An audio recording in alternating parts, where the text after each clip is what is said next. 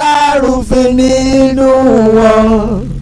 Aráyé ẹ yọjú sọ̀rọ̀ yìí ẹ bá wa dá. Tálá lè pè lárúfin nínú wọn. Aráyé ẹ yọjú sọ̀rọ̀ yìí ẹ bá wa dá. Nínú Fúlàní apaniṣayé àtàwọn ajìjàgbara táwọn lárúfin.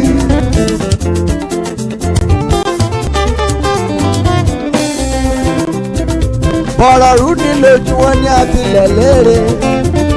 Bọ̀rọ̀rú ọmọdé lójúṣe ló ń bí gbákú o. Ọ̀rọ̀ ilẹ̀ yìí kò yé mi rárá. Ìjọba ilẹ̀ yóò fàyè gbà ní kádàrúfin mọ́. Ẹ jọ̀wọ́ ta lárúfin nínú wọn. Ṣẹni tó ń pani tó ń gbé ní pamọ́ powó. Àtẹni tó ní ìwà yóò dàtà wá lárúfin. Àjọmọ̀ pé láyàláyà. Wọ́n pàṣẹ fúnjọba kówó náà ń fẹ́. Wọ́n béèrè ráìsì tí dórí màgí. Gbogbo ẹnìjọba pèsè fún wọn o. Ṣùgbọ́n ara wọn kàn nílẹ̀ yìí. Wọ́n bẹ làhámọ́ nítorí òmìnira.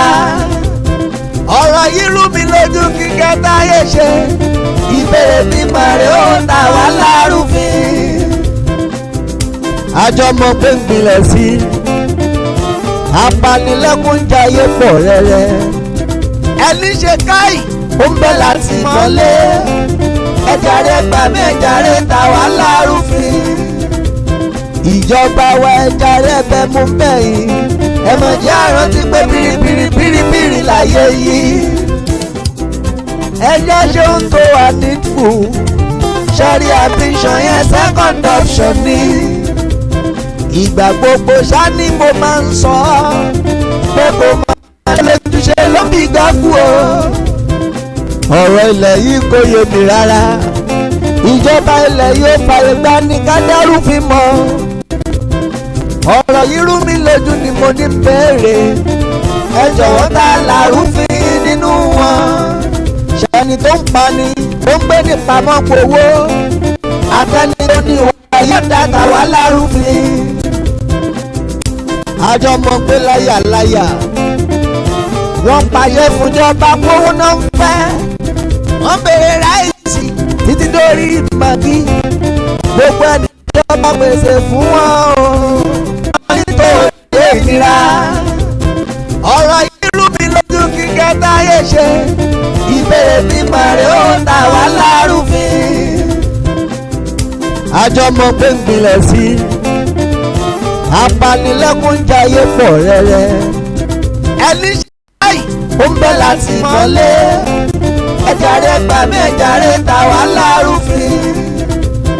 Ìjọba wa ẹ̀jàre bẹ mú bẹ́yìn. Ẹ mọ̀ jẹ́ àrántí pé bìrìbìrì láyé yìí. Ẹjẹ́ ṣe ń tó wà needful. Ṣẹ́rí ambition yẹn second option ni.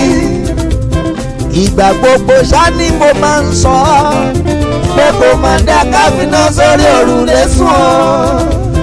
Tálá lè pè lárúfin nínú wọn.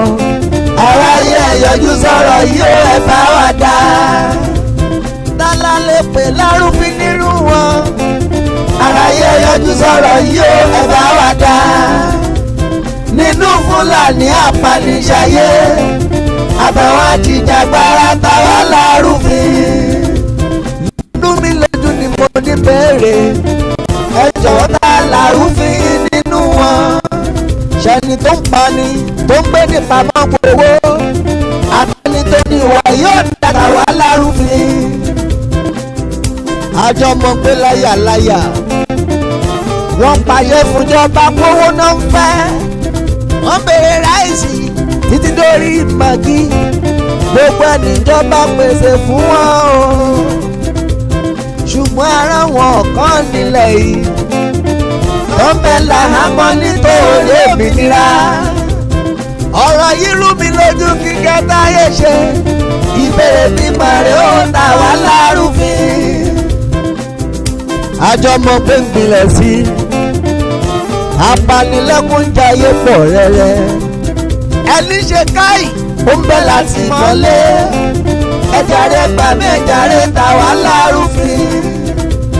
ìjọba wa ẹja rẹ̀bẹ̀ mú bẹ́yìn ẹ mọ̀ jẹ́ àrántí pé bìrìbìrì láyé yìí ẹjẹ́ ṣe ń tó wà needful ṣẹ́rí ambition yẹn second option ni ìgbà gbogbo ṣá ni mo máa ń sọ pé kò máa dá káfíná sórí òrùlé sùn ọ́ tálá lè pè lárúfin nínú wọn aráyé ẹ̀yọjú sọ̀rọ̀ yóò ẹ̀ bá wà dá tálá lè pè lárúfin nínú wọn aráyé ẹ̀yọjú sọ̀rọ̀ yóò ẹ̀ bá wà dá nínú Fúlàní apaniṣayé àbẹ̀wò àjìjàgbara táwa lárúfin nínú Fúlàní apaniṣayé àtàwọn àjìjàgbara táwa lárúfin nínú Fúlàní apaniṣayé àtàwọn àjìjàgbara táwa lárúfin.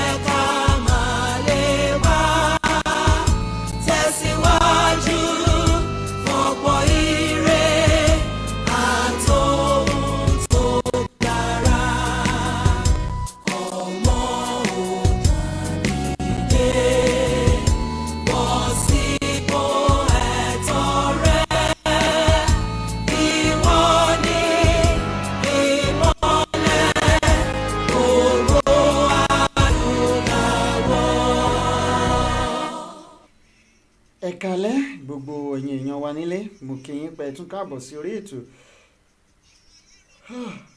lẹ́ẹ̀kan sí lónìí mo kí gbogbo yín pátápátá níbikíbi tí ẹ ti ń wò wá lórígun mẹ́rin àgbáyé má bínú ojú òpó bó ṣe rí lónìí bó ṣe gbà náà nìyẹn mo ti sọ fún yín data là ń lò báyìí àti láǹfààní láti sanwó wifi yẹn ẹ máa bá wa gbà bẹ́ẹ̀ ni mo mọ̀ pé tí ó máa dé stage kó máa tó stage kan tó tún máa padà tún clear fúnra rẹ̀ tàbá ṣẹ̀ṣẹ̀ bẹ̀rẹ̀ báyìí bó ṣe máa kọ́kọ́ rí nìyẹn ẹ jọ̀ọ́ torí Ọlọ́run ẹ ṣé gan mo kí gbogbo wa wípé a káàbọ̀ sí orí ètò ẹ̀yin tí ẹ̀ ń darapọ̀ mọ́ wa fún ìgbà àkọ́kọ́ Ìjìnlẹ̀ rédíò ní eléyìí nílùú Istanbul lórílẹ̀‐èdè Turkey bóyá ẹ jẹ́ á ṣe báyìí ẹ jẹ́ kí n kọ́kọ́ pa fídíò yìí ná bóyá ó máa flow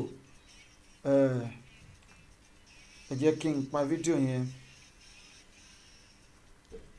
ojú tí ẹ fi ń wò wá kò ní fọ́n bẹ́ẹ̀ náà ni etí tí ẹ fi ń gbọ́ wá kò ní di Tẹ́rì ọmọ aládé akẹ́yìn ẹ̀ káàbọ̀ sórí ètò ìyàwó Ìdáyàtù Mùráínà akẹ́yìn ẹ̀ káàbọ̀ sórí ètò Peter George ó ní ẹ̀kú ètò bàbá ilẹ̀ Oòduà gbé gbogbo wa kò ní gbé ọ̀dàlẹ̀ àmì àṣẹ Ìdùmarè mo nígbàgbọ́ pé bá a ṣe pa fídíò yìí pé ó máa flow díẹ̀ ẹ ṣeun púpọ̀ ẹ̀yin èèyàn wa tí ẹ̀ ń gbọ́ wa nílé lónìí ó ṣe ṣe ká lo wákàtí kan àbí wákàtí kan àbọ̀ depending on ibi tó bá gbé wa dé lónìí ṣùgbọ́n a máa gba àwọn àlejò kan ní orí ìkànnì yìí ńgbà tó bá tó sáà kan lénìí ṣùgbọ́n ẹ jọ̀wọ́ ẹ bá wa share ètò yìí ẹ̀yin tí ẹ bá nífẹ̀ẹ́ ọ̀rọ̀ tí a fẹ́ gbéyẹ̀wò lónìí ẹ bá wa share rẹ̀ ẹ̀yin èèyàn wa nílé ọwọ́ tí ẹ̀sìn fi ń share ètò yìí láṣẹ Ọlọ́run ọba kò ní kan ìsàlẹ̀ àpò bẹ́ẹ̀ náà ni etí tí ẹ̀fín wò wá kò ní di ojú tí ẹ̀sìn fi ń wò wá láṣẹ Ọlọ́run ọba kò ní fọ́ o bẹ́ẹ̀ ni bó ṣe máa jẹ́ nìyẹn ó ti rí bẹ́ẹ̀ kò ní yí padà láṣẹ Elédùà tó Ìjìnlẹ̀ rédíò lélẹ́yìn nílùú Istanbul lórílẹ̀‐èdè Turkey orúkọ tèmi ò tí yí padà Ìjìnlẹ̀ Marcus apèrègbàyì gbogbo ilẹ̀ Turkey Guru Maharaji adẹ́rìnpòṣónú ẹ ṣeun púpọ̀ lẹ́ẹ̀kan sí ẹ̀yin ènìyàn wa ẹ jẹ́ ṣe báyìí bó la ṣe fẹ́ ṣe bó la ti fẹ́ bẹ̀rẹ̀ lónìí torí a fẹ́ ṣe pápápá bí àwọ̀ bàbá oníṣọ̀nà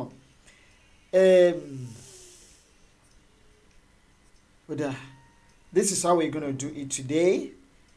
Ó máa jẹ́ a bit of code mixing or code switching or whatever tonight so that some of our viewers tí wọ́n ń gbọ́ Yorùbá we have the opportunity to share this program with us tonight, so we don't want to be too selfish tonight. Ẹ ṣeun púpọ̀.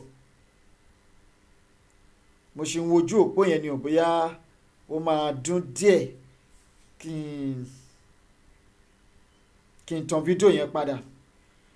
Ẹ̀yin èèyàn wa àtúnkù etí ìgbọ́ a kó ìròyìn ayọ̀ tí gbogbo wa ń gbọ́ lórí ọba Ògbóni nípínlẹ̀ Èkó. Mo ń wojú òpó ni bí mo ṣe ń slow yẹn díẹ̀díẹ̀ o. Mo mọ̀ pé ojú òpó yẹn sì máa ṣe dáadáa. Ẹ̀yin èèyàn wa lónìí tẹ́ ẹ bá nífẹ̀ẹ́ ilẹ̀ Yorùbá mo fẹ́ kẹ́ ẹ bá wa share ètò yìí, ẹ bá wa share rẹ̀, ẹ ṣeun púpọ̀. Ẹ̀yin èèyàn wa nílé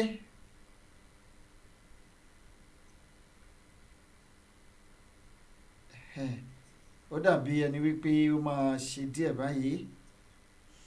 Ẹ̀yin èèyàn wa nílé mo ní mo fẹ́ sọ wájú mo fẹ́ sọ àwọn nǹkan kan lónìí lórí àwọn nǹkan tí ibi tá a bá ọ̀rọ̀ dé lánàá ibẹ̀ náà ni a ti fẹ́ bẹ̀rẹ̀ lónìí again. Èyí tó túmọ̀ sí wípé ìtumọ̀ àkọlé ètò tálẹ̀ ètò ni wípé ó léwu, ìjáfara ó léwu. Bẹ́ẹ̀ ni advert effect of being patient, of having plan B ni title program wa tèmi. Oríṣiríṣi àwọn ìṣẹ̀lẹ̀ ló ti ń ṣẹlẹ̀. Bẹ́ẹ̀ náà ni oríṣiríṣi àwọn ìgbésẹ̀ ni ìjọba Nàìjíríà ń gbé lọ́wọ́lọ́wọ́ láti dojúkọ àwa tá à ń jìjàgbara àti ilẹ̀ Yorùbá pẹ̀lú ilẹ̀ Biafra. Màá ṣe àlàyé ẹ̀ fún yín lẹ́kùnrẹ́rẹ́ ẹ̀yin èèyàn wa. Ó ṣeéṣe kó má ní ìtumọ̀ sí àwọn kan, ó ṣeéṣe kó ní ìtumọ̀ sí àwọn kan ní ohun tá a fẹ́ gbé yẹ̀wò lónìí. The danger of being patient lórí nǹkan tá a gbé dání yìí. Ẹ̀yin Yorùbá ẹ má jẹ́ kí inú yín dùn bí mo ṣe ń sọ wípé wọ́n dá àwọn ènìyàn wa tó wà ní inú àhámọ́ wọ́n tú wọn sílẹ̀. Eléyìí ò gbọ́dọ̀ jẹ́ ìdùnnú tàbí ayọ̀ fún wa tó bẹ́ẹ̀ jù bẹ́ẹ̀ lọ. Lóòótọ́ ó yẹ ká dúpẹ́ kínú wa dùn níwọ̀nba wípé àwọn ènìyàn wa jáde nínú àhámọ́ nínú túbú, ṣùgbọ́n wọ́n mọ̀ọ́mọ̀ ṣe léyìí fún delay tactics ni láti fi perfect iṣẹ́ wọn. Màá ṣe àlàyé ẹ̀ fún yín torí tí mo bá sọ wípé iná ń jó lórí omi ẹni kí n kó irú ẹ̀ wá,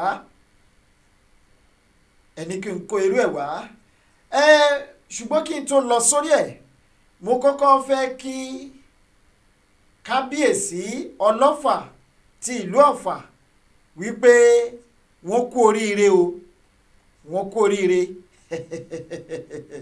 Ẹ̀yin èèyàn wa wọ́n kú oríire ti bàálù tuntun tí wọ́n ṣẹ̀ṣẹ̀ rà. Ṣùgbọ́n kábíyèsí bẹ́ẹ̀ ṣe rí bàálù yìí rà, ṣé ọ̀nà tó tọ́ ni? Irú iṣẹ́ wo lẹ̀yin ṣe tẹ́ ẹ fi dá bàálù rà, tẹ́ ẹ fi ní private jet? Iṣẹ́ wo lẹ̀yin ṣe débẹ̀? Ẹ̀yin ọmọ Yorùbá ẹ jẹ́ á fúnra o. Ìjẹ́ tírú nǹkan báyìí bá ti ń ṣẹlẹ̀ ṣé kìí ṣe pé àwọn bàbá yìí ti ń gba owó ẹ̀mí wa? Ọmọ Yorùbá ẹ jẹ́ ká ronú o, torí ó jọ gàtẹ́ kò jọ gàtẹ́ ó fẹsẹ̀ méjèèjì tiro. Eégún àtiró wọlé èèyàn àtiró jáde, ta ni kò ṣàìmọ̀ wípé eégún àtiró tó wọlé òun náà ni èèyàn àtiró tó jáde. Ẹ̀yin kábíyèsí yìí ǹjẹ́ ṣé ẹ tiẹ̀ jókòó ká ẹ ronú yín wò lẹ́ẹ̀mejì wípé ohun tẹ́ ẹ ra wọ́n léyè wípé ó máa lẹ́yìn àbí ò ní lẹ́yìn bí? ẹ má bínú ọ̀rọ̀ tí mo fẹ́ sọ lálẹ́ òní, èmi ò ṣetán láti bú kábíyèsí o, kì í ṣe wípé bí a mo fẹ́ bú ọba kọ́ba tàbí ìjòyè kíjòyè àtọ́, ṣùgbọ́n irú iṣẹ́ wo gan ni kábíyèsí ọlọ́fà tìlú Ọ̀fà ń ṣe tó fi lè kóró adúrú owó yìí jọ láti fi ra private jet? Mélòó nínú wọn nínú akẹgbẹ́ wọn tó wà ní north tó jẹ́ emir tó ní private jet?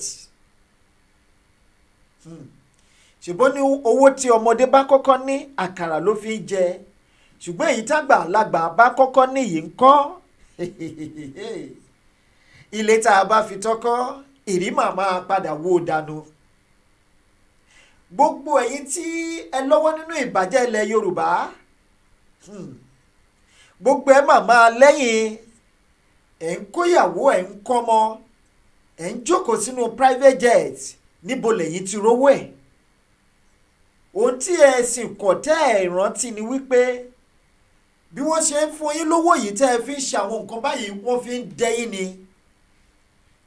Nígbà tó bá wá dìde tó máa ń pa àwọn ènìyàn yín tán, a máa wo àwọn tí ẹ̀yin máa jẹ ọba lé lórí àbí tẹ́ ẹ máa ṣe olórí lé lórí. Tó bá jẹ́ ọ̀nà tó tọ́ ní kábíyèsí gbà rówó tiẹ̀, mo kí wọn kú oríire, ẹ̀mí wọn á lò ó. Ṣùgbọ́n tó bá jẹ́ ìdàkejì, mo kí wọn kú oríire náà o. Ohun tó bá tọ́ kí Ọlọ́run Ọba àtẹlẹ́dùn àti àwọn onílẹ̀ kí wọ́n ṣe é. Ṣùgbọ́n ẹ má gbàgbé o, wọ́n ní ká ẹ má ṣe gbígi oró nítorí ẹ̀yìn ọ̀la. Ìkà á poníkà, rere á bẹ́ni rere. Igi tó o bá gbìn sílé ayé á so, ọmọ yín á jẹ́ ń bẹ̀, ìyàwó yín á jẹ́ ń bẹ̀, àrọ́mọdọ́mọ yín á jẹ́ ń bẹ̀, ẹ̀yin náà ló tún máa wá tún jẹ èyí tó jù ń bẹ̀. Ẹ fúnra ẹ fúnra o ọmọ Yorùbá, ẹ fúnra. Now mo ní fídíò kan bí tí mo bá lè láǹfààní láti gbé e jáde, ẹ jẹ́ kí n gbé ọlọ́fà kúrò ńbẹ̀ àbí kí n pa wọ́n tì sẹ́gbẹ́ kan, ẹ jẹ́ kí n gbé wọn sẹ́gbẹ́ kan kí gbogbo wọn máa wò ó. Mo ní fọ́nrán kan ní orí agbágbé ń bí, màá láǹfààní tí mo bá láǹfààní láti gbé e jáde. Mo fẹ́ sọ àwọn ọ̀rọ̀ kan lórí fọ́nrán yìí, ẹ̀yin èèyàn wa, mo fẹ́ kí ẹ jẹ́ ká farabalẹ̀ lónìí. Mo fẹ́ kí ẹ jẹ́ kí a fi ara balẹ̀ dáadáa láti wo fọ́nrán yìí, torí ó ní nǹkan tí mo fẹ́ sọ lé lórí. Tó bá ṣì wà ń bí ni o, àdúrà tí mò ń gbà ni wípé kó ṣì wà ń bí. Àdúrà tí mò ń gbà ní o ní pé kó sì wà lójú agbágbé mi, kó sì wà lórí, torí ó ti pẹ́ tí fọ́nrán yìí ti jáde tí mo ti ní. Àwọn tí wọ́n ní fọ́nrán yìí dání wọn ò lè ju 2 àbí 3 lọ, ṣùgbọ́n mo fẹ́ ká kọ́ ẹ̀kọ́ kan lórí ẹ̀ láti fi ṣe. Ẹ jẹ́ kí n wò ó ṣóun lélẹ́yìí ṣá. Ok, òun náà ni òun náà ni ok, mi ò ní lè láǹfààní láti gbé e jáde sójú agbágbé, ṣùgbọ́n mo fẹ́ kí gbogbo wa wò ó. Inú abúlé tí mo fẹ́ kí gbogbo wa wò lélẹ́yìí, ẹ̀yin èèyàn wa, ṣé ẹ ti rí? Mo nígbàgbọ́ pé ẹ̀ ń wò dáadáa. Inú àwọn ìgá Fúlàní leléyìí o, agbègbè kan ló wà nípínlẹ̀ Ondo. Ṣé ẹ rí àgbàdo wọn bó ṣe yọ tó pọnmọ bọ̀nkùà? Ká ní mo láǹfààní láti gbé e jáde lórí program ni, it could have been better, but I don't want to do that. I don't want to do that because iṣẹ́ wà lórí fídíò yìí. I just want us to learn a lesson. Ṣé ẹ rí wípé màálùú wọn ò jẹ oko wọn? Ẹ̀rọ àgbàdo ni wọ́n ń là kọjá yìí, oko àgbàdo, oko ọ̀gẹ̀dẹ̀ wà ń bẹ̀, oko oríṣiríṣi oúnjẹ, ewébẹ̀, ó wà nínú ìgàyé. Mo fẹ́ kẹ́ ẹ máa bá wa lọ o, ẹ máa bá wa lọ. Ohun tí mo fẹ́ mú jáde ẹ̀yin èèyàn wa, wọ́n ti pàdé ìyàwó àti àwọn ọmọ Fúlàní ṣẹ́ ẹróko bó ṣe lọ. Ibi tí mò ń bọ̀rọ̀ lọ́kọ́ leléyìí, ibi tí mò ń bọ̀rọ̀ lọ́kọ́ lélé, ẹ bá wa share ètò yìí, ẹ jọ̀ọ́ torí Ọlọ́run, ẹ bá wa share rẹ̀. Share this program, share it please. Ṣé rí ìgà tó wà níwájú yẹn, òun labúlé àwọn Fúlàní. Wọ́n wọnú igbó lọ, inú igbó kìjikìji ni wọ́n wọ̀ lọ, tí wọ́n kọ́ abúlé tiwọn síbẹ̀. Wọ́n ti nílùú. Ẹ máa dé o, ṣé ẹ rí ilé tí wọ́n kọ́ síbẹ̀, ẹ máa dé pẹ̀lú tọ́pìkì tí mo mú wá lónìí ẹ̀yin èèyàn wa. Share this program tonight and don't enjoy it alone. There is something very important, there is an important message I want to pass across to our people, especially our Yoruba people and the Biafrans. Ẹ máa wò ó, ṣé ń wò lọ. Àwọn abúlé Fúlàní nìyẹn. Níbi tí wọ́n pàgọ́ sí nínú igbó ni wọ́n lọ, tí wọ́n lọ pàgọ́ síbẹ̀. Now, ṣé ẹ ti rí? I hope you can see now. They are so comfortable that they can do anything they like in our land. That is it. Mi ò ní play ẹ̀ tán. Ẹ ṣé gan. Now, let's go back to our topic of the day. The adverse effects of Plan B. Àwọn kan ti ń gbé oríṣiríṣi àwọn ọ̀rọ̀ jáde wípé 2023 ká ẹ jẹ́ ká plan fún election. Àwọn kan sọ wípé restructuring làwọn fẹ́. Pẹ̀lú bí ìjọba Nàìjíríà bí Buhari ṣe sọ fún wípé there is nothing like restructuring. Níbi tí àwọn Fúlàní ti ń lérí léka wípé àwọn sì tún máa lo ọdún mẹ́rin sí ní Nàìjíríà as our president. Now, mo wá fẹ́ kí a wò báyìí, ẹ jẹ́ n kọ́kọ́ sọ fún wa wípé áńgẹ́lì Ọlọ́run kó sọ̀kalẹ̀ látòkè wá kò lè tún Nàìjíríà ṣe mo yó gbèsè tí Nàìjíríà jẹ. Now, ẹ wá wo parastatals pátápátá iléeṣẹ́ tó wà ní Nàìjíríà pátá, àwọn Fúlàní ló wà ń bẹ̀. Tó fi dórí sports, Athletic Federation of Nigeria, Nigeria Football Association, tó fi dórí Senate, judiciary, system of kí lorúkọ ẹ̀, arms of government mẹ́ta tá a ní Nàìjíríà, judiciary, executive and legislative. Àwọn Fúlàní ló ń ṣe kò kárí àlùwàlá ń bẹ̀. Gbogbo security àti paramilitary, gbogbo wọn pátá péréte ni wọ́n fi sílẹ̀ fún wa. Now, kò wá sí bí ọmọ Yorùbá ṣe lè jẹ ọba Nàìjíríà in the next 8-10 years. Wọn ò lè rectify. Ṣé ẹ dúró náà? Níbi tí Fúlàní tó jẹ́ pé ìpele kìíní tí dé ìpele kẹwàá, àwọn ni wọ́n wà ń bẹ̀ ní ọ̀gá ní ipò ọ̀gá. Ṣáwọn lè wá fẹ́ fòrí kọjá kẹ́ ẹ wá lọ gbé ọmọ Yorùbá tó wà ní 28th position pé kó wá jọba lórí wọn? Kò lè ṣeé ṣe. Kátẹ̀ tí wọ́n ló ṣeé ṣe wípé wọ́n fún wa ní presidency ní 2023 in which we are not clamoring for and it's not going to happen. 2023 election will never ever come to be. Now, only strategy kan tí wọ́n wá ń lò ń sìn, due to the fact that the election that came out 3 weeks ago lẹ́kọ̀ọ́ tí wọ́n ti rí pé àwọn èèyàn ò jáde, now they want to use that strategy to silence us. Òun lára ẹ̀ tẹ́ ẹ rí yìí wípé wọ́n release àwọn ènìyàn wa. Ọba Ògbóni tí wọ́n fi ẹ̀sùn apànìyàn kàn, wọ́n ti yí ẹ̀sùn apànìyàn kúrò ńbẹ̀, wọ́n dẹ̀ tún wá release ẹ̀. Ṣó ṣeé ṣe ẹni tẹ́ ẹ fi ẹ̀sùn apànìyàn kàn within 2 days ẹ dẹ̀ yí ẹ̀sùn yẹn padà, ẹ dẹ̀ release ẹ̀. Ẹ mọ nǹkan tí wọ́n fi yẹn ṣe. Nǹkan ṣe rí pé bí mo ṣe ń sọ yìí ó dàbẹ́ ni pé ó ń pẹ̀ka kò fẹ́ yé àwọn ènìyàn àbí ó máa yé wa torí gbogbo ẹ̀ mo sì máa lọ papọ̀ ni. Now, ohun tí mo fẹ́ ká dìmú kókó kan pàtàkì tí mo fẹ́ ká kọ́kọ́ dìmú lórí ọ̀rọ̀ tó ṣẹlẹ̀ sí ọba Ògbóni bí wọ́n ṣe wé ẹ̀sùn mọ́ wọn lẹ́sẹ̀, bí wọ́n ṣe gbé wọn lọ sí Kirikiri àti bí wọ́n ṣe yí ẹ̀sùn yìí padà àti bí wọ́n ṣe rìlíìsì wọn ni wípé gbogbo wa la mọ̀ wípé ọlọ́pàá àti ìjọba Nàìjíríà ló pa Jùmọ̀kẹ́ lẹ́kọ̀ọ́, àbí eléyìí ò kì í ṣe àhesọ ọ̀rọ̀.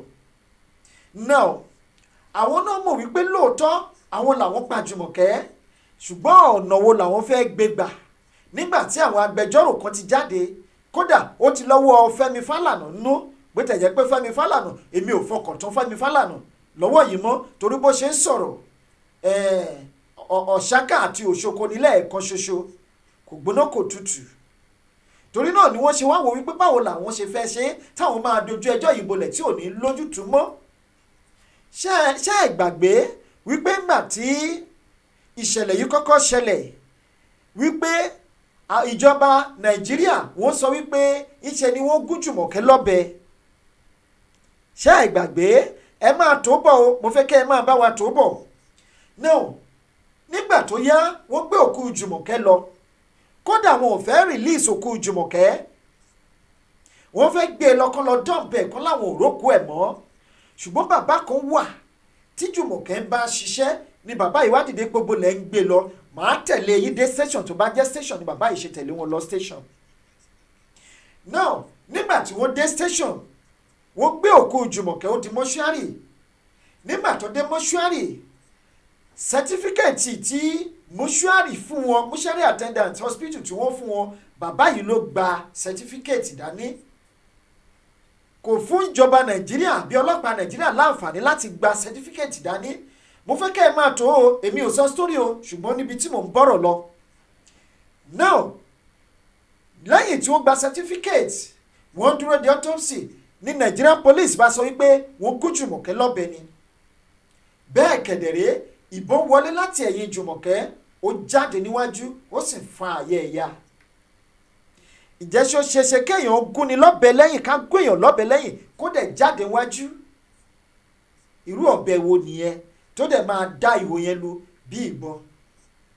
Ṣùgbọ́n nígbà tí wọ́n wá lọ ṣe autopsy, àbájáde autopsy ni wípé ìbọn ni wọ́n yìn, ni wọ́n ṣùtì Jùmọ̀kẹ́. Ó máa lẹ́yìn ọ̀rọ̀ yìí, ó máa lẹ́yìn àjàǹtí ele. Níjọba Nàìjíríà bá ṣe kíni, wọ́n bá yí ojú ẹjọ́ padà wípé ta làwọn lè kó bá o káwọn wé ọ̀rọ̀ yìí mọ́ lẹ́sẹ̀. Kì í ṣe wípé wọ́n fẹ́ dìídì lọ gbé ọba Ògbóni sí àtìmọ́lé fún ọjọ́ gbọọrọgbọ, wọ́n mọ tí wọ́n ṣe. Nígbà tí wọ́n parọ́ mọ́ ọba Ògbóni, wọ́n gbé ọba Ògbóni ó di Kirikiri, àbí bẹ́ẹ̀ kọ́? Lẹ́yìn ọ̀sẹ̀ kan wọ́n tú ọba Ògbóni lẹ̀, wọ́n ní kì í ṣe apànìyàn. Ta ló wá pa Jùmọ̀kẹ́? Ta ló pa Jùmọ̀kẹ́? Nigerian government ló pa Jùmọ̀kẹ́. Ẹ̀yin èèyàn wa ẹ má tí ì yọ o, ẹ má dùnnú o, torí ewu ń bẹ níwájú tí mò ń wòye. Ìjọba Nàìjíríà ti parí iṣẹ́ wọn. Gbogbo ìgbésẹ̀ tí wọ́n fẹ́ gbé pátápátá wọ́n ti parí ẹ̀. Ibi tí wọ́n ti fẹ́ kọ́kọ́ bẹ̀rẹ̀, wọ́n ń lọ sí ilẹ̀ Biafra. ṣé tẹ́ ẹ bá rí fọ́nrán kan tó ń jà rìnrìn láti àná títí di òní níbi tí àwọn Fúlàní ti ń dárúkọ Ẹ̀bọ̀nyì? Ẹ jẹ́ kí wọ́n máa gbáradì àlejò, kán máa gbàlejò, wọ́n máa gbáradì àlejò ń bọ̀ wá dé bá wọn. Tó bá ti wá kúrò nílẹ̀ Ìgbò, wọ́n ń bọ̀ lọ́dọ̀ wa. Ẹ má jẹ́ ń tàn yín. Ibi ìṣáná ni kẹ́ ẹ ti kíyèsí oògùn. Ẹ wo ohun tó ṣẹlẹ̀ ní Dangote níjẹrin. Ẹ wo ìgbésẹ̀ tí Nigerian soldiers tí wọ́n gbé. Ẹ̀yin èèyàn wa, wọ́n tún ti Boko Haram lẹ́yìn, àwọn bandit wọ́n tì wọ́n lẹ́yìn láti fi pa ọmọ Yorùbá. Torí náà ni mo ṣe sọ pé ọmọ Yorùbá ewu wà nínú second plan àbí plan B. Now ẹ jẹ́ kí n wá padà lọ sórí fọ́nrán tí mo nà jáde síta fún yín.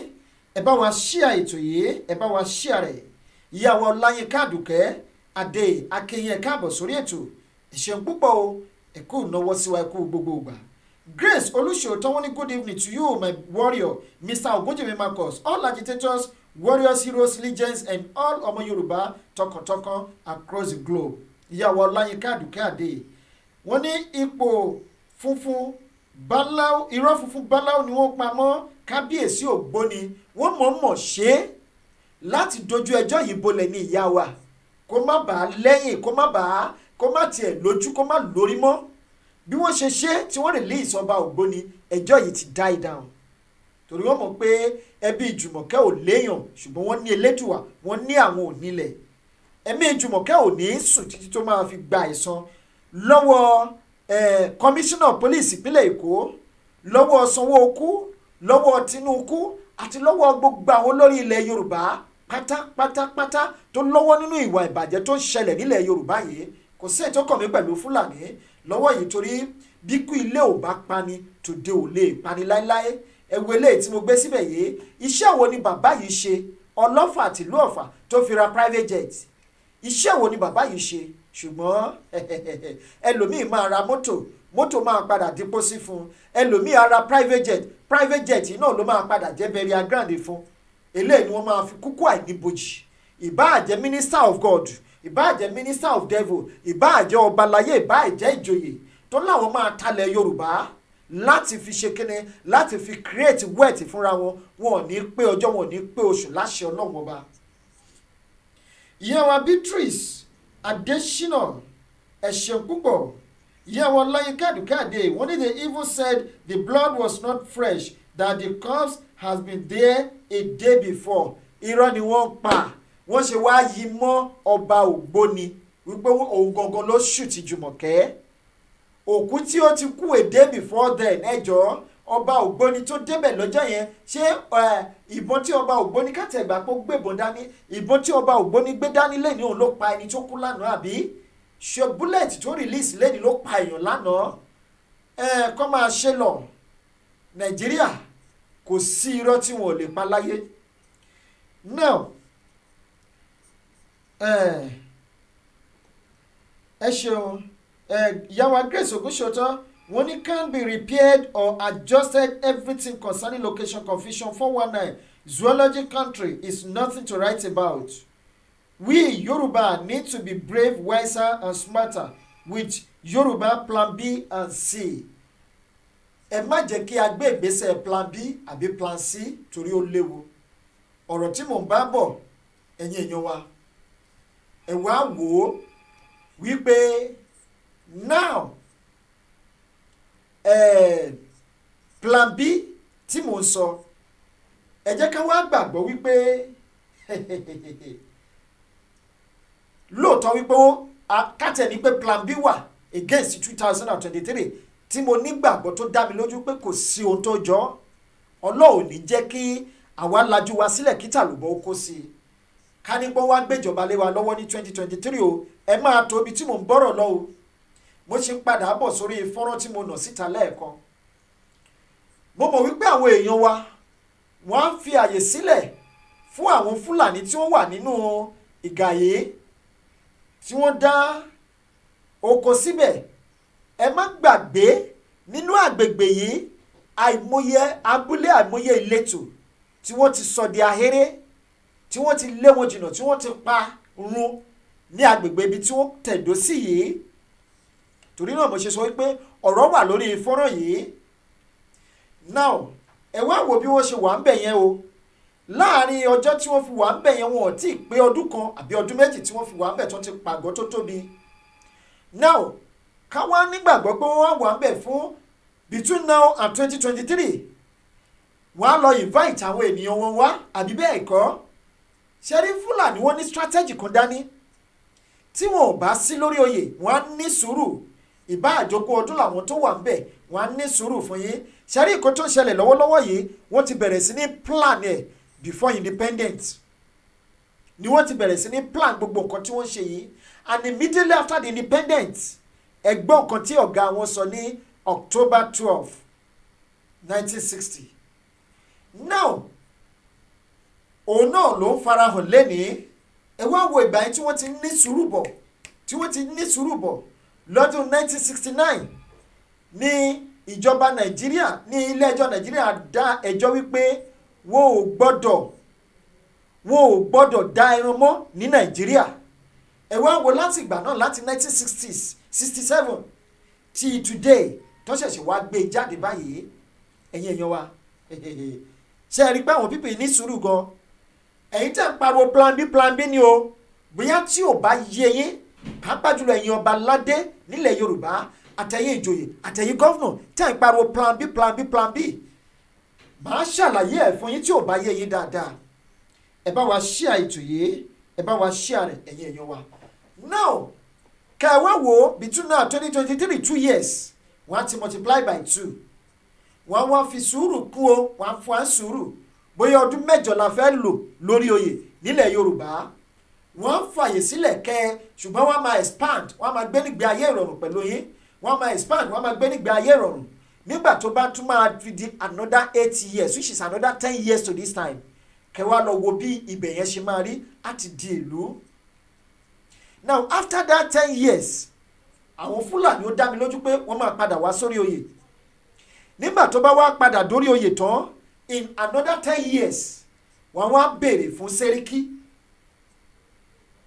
tó bá ti fún ọ ní sẹ́ríkì àbí wọ́n fún ọ lọ́ba ṣé àwọn pé kò sí Yorùbá láàrin wọn wọ́n wá jẹ ọba ń bẹ̀ wọ́n fún ọ ní emir àbí kan fún wọn sẹ́ríkì tó bá kọ́kọ́ fún ọ ní sẹ́ríkì wọ́n kọ́kọ́ fi tu àwọn èèyàn lójú láàrin ọdún kan ọdún méjì lẹ́yìn ẹ̀ ó di emir àbí ó di 12 years lásìkò yìí ibẹ̀ yẹn ti dìlú wọ́n ti gba bẹ̀yẹn mú wa lọ́wọ́ kó tó di wípé wọ́n parí ìtẹ̀ ní 4 years wọ́n á máa béèrè fún local government tó bá ti béèrè fún local government àti fún wọn ní local government nìyẹn kò sí bá a ṣe lè gba bẹ̀ mú lọ́wọ́ wọn ó ti dilẹ̀ Fúlàní ní tí wọ́n ṣe ní north òun náà lélẹ́yìí tí wọ́n ṣe lọ́dọ̀ wa èyí tẹ́ ń pariwo plan B Ọlọ́run ní jẹ́ kí plan B kó bu wá lọ́wọ́. Now ẹ wo nǹkan tí Sẹ́ríkì Èkó ń sọ lọ́wọ́lọ́wọ́ ní last year wípé òun láṣẹ láti dìbò du ẹni ipò nípínlẹ̀ Èkó because he was born in Lagos. That his children have equal rights with the bona fide indigene of Lagos because they were born in Lagos. Now ìlú ńlá nìyẹn o ká má wàá sọ wípé ibi tí àwọn gangan fúnra ara wọn tẹ̀dó sí Yorùbá, what are you still waiting for? Why are you calling for plan B? In fact àánú ṣe mí gbogbo ẹ̀yin tẹ́ ń call fún plan B. Now ẹ jẹ́ kí n wá dá wa padà sí 2018 ká ẹ wò pẹ̀lú strategy tí wọ́n ń lò lọ́wọ́lọ́wọ́ báyìí. Ní 2018 nígbà tí Àtíkù campaign against 2019 election, what did he do? Ó bẹ̀rẹ̀ campaign ní north àbí ní north lọ́hùn kò sọ̀rọ̀ restructuring o kò sọ̀rọ̀ restructuring. Ṣé rí tá a bá jókòó tá a bá kàn sọ wípé àwọn Fúlàní wípé wọn ò lọ́gbọ́n wọn wà educated. Yes, in terms of education they are still far behind, they are lagging behind. Yes, àwọn gọ́mọ̀ and they don't want to care about your education, your Western education or whatever. But in terms of politics, politically, they are 1,000 years ahead of us. Kò dẹ́ ṣe pé bí àwa ò mọ̀ ṣùgbọ́n ìjẹkújẹ táwọn èèyàn wa máa jẹ òun ló ń ba ayé wọn jẹ́. Ìjẹkújẹ tí wọ́n máa jẹ òun ló ń ba ayé wọn jẹ́ lọ báyìí tí wọ́n fi lè dìde kán sọ òótọ́ ọ̀rọ̀. And they know the plan of these people, they know what they are planning, they know what they are up to, they know what they want to do. But because they are after worldly things, material things, wealth, tó jẹ́ pé ó máa nílé ní ó máa tún lọ́la. Ẹ wá wo Àtíkù nígbà tó wá padà wá sí ọ̀dọ̀ tiwa tó wá sí south tó fẹ́ máa campaign kí ló fi ń campaign fún wa tó fi ń kàjọ wa restructuring. Ṣùgbọ́n ní north he never mentioned restructuring because ó mọ̀ pé tóun bá mention restructuring bẹ́ẹ̀ yẹn o òun ò ní fara rí lọ. Now he came down to us wípé kí nìkan tí mo lè fi gbé àwọn ará abímọ́ra restructuring ó gbélé wa lọ́wọ́ àwa náà gbà á. Ẹ má gbàgbé Akíntọ́lá. When Akintola wanted to betray Baba Awolowo, yes, ìjà wà láàrin wọn. They called Baba Akintola to the north láti fi ọ̀rọ̀ tútù bá bàbá Akíntọ́lá sọ̀rọ̀, bàbá Akíntọ́lá listened to them. And the aftermath of that, ó ní nǹkan tó ń ṣẹlẹ̀ sí wa lónìí, ó ní abolition of regional system of government in 1966. Rabọ̀rabọ̀ ẹ̀, wàhálà ẹ̀ kò lè tán, ó dìgbà tá a bá dúró, tá a bá gbalẹ̀ wa. Ó dìgbà tá a bá dúró, tá a bá gbalẹ̀ wa. Ẹ má gbàgbé in 1966 tí a ṣe practice regional system of government, ẹ̀yin èèyàn wa, mo ń lọ sẹ́yìn mo ń padà síwájú, mo ń lọ sẹ́yìn mo ń padà síwájú, ẹ má bínú tí mo bá ṣe bẹ́ẹ̀, mo fi ń wéra wọn ni, wọ́n ní ohun tó bá jọra wọn la fi ń wéra, nítorí pé èpo ẹ̀pá jọ pósí ẹ̀ lérí. Now, Agoye Ironsi, òun ni the first military head of state ní Nàìjíríà bí. Ẹ má gbàgbé pé before that coup that took place January 1st, 1966, Nnamdi Azikiwe ń gbìyànjú láti meet up pẹ̀lú economy western region, kò lè meet up because Baba Awolowo was hyper intelligent and he coordinated the western region to the extent that, in fact, the western world were envying the western region then. The same thing applicable to the northern government. Àwọn ó wá wò wípé báwo la ṣe lè ṣe so that a lè máa jẹ àǹfààní kíní yìí. Okay, the only solution to it is to abolish the regional system of government. And how can they abolish the regional system of government with the system of government they were practicing in Nigeria then? Kò sí ju wípé ẹ jẹ́ ká dá ìjà sílẹ̀ láàrin Awólọ́wọ̀ àti Akíntọ́lá. Kírúkùtù wà nílẹ̀ Yorùbá, tírúkùtù bá wà, then ògiri àlàpà ti lanu, then they will be able to penetrate, which they successfully did. Now, when they penetrated through the broken wall, nígbà yẹn, they abolished the regional system of government, then wàhálà àti ìṣòro àti ìdààmú dé bálẹ̀ Yorùbá. Ẹ wá wò nígbà tí Agoye Ironsi tó abolish regional system of government, kí ló ṣẹlẹ̀? Kí ló ṣẹlẹ̀ nígbà náà?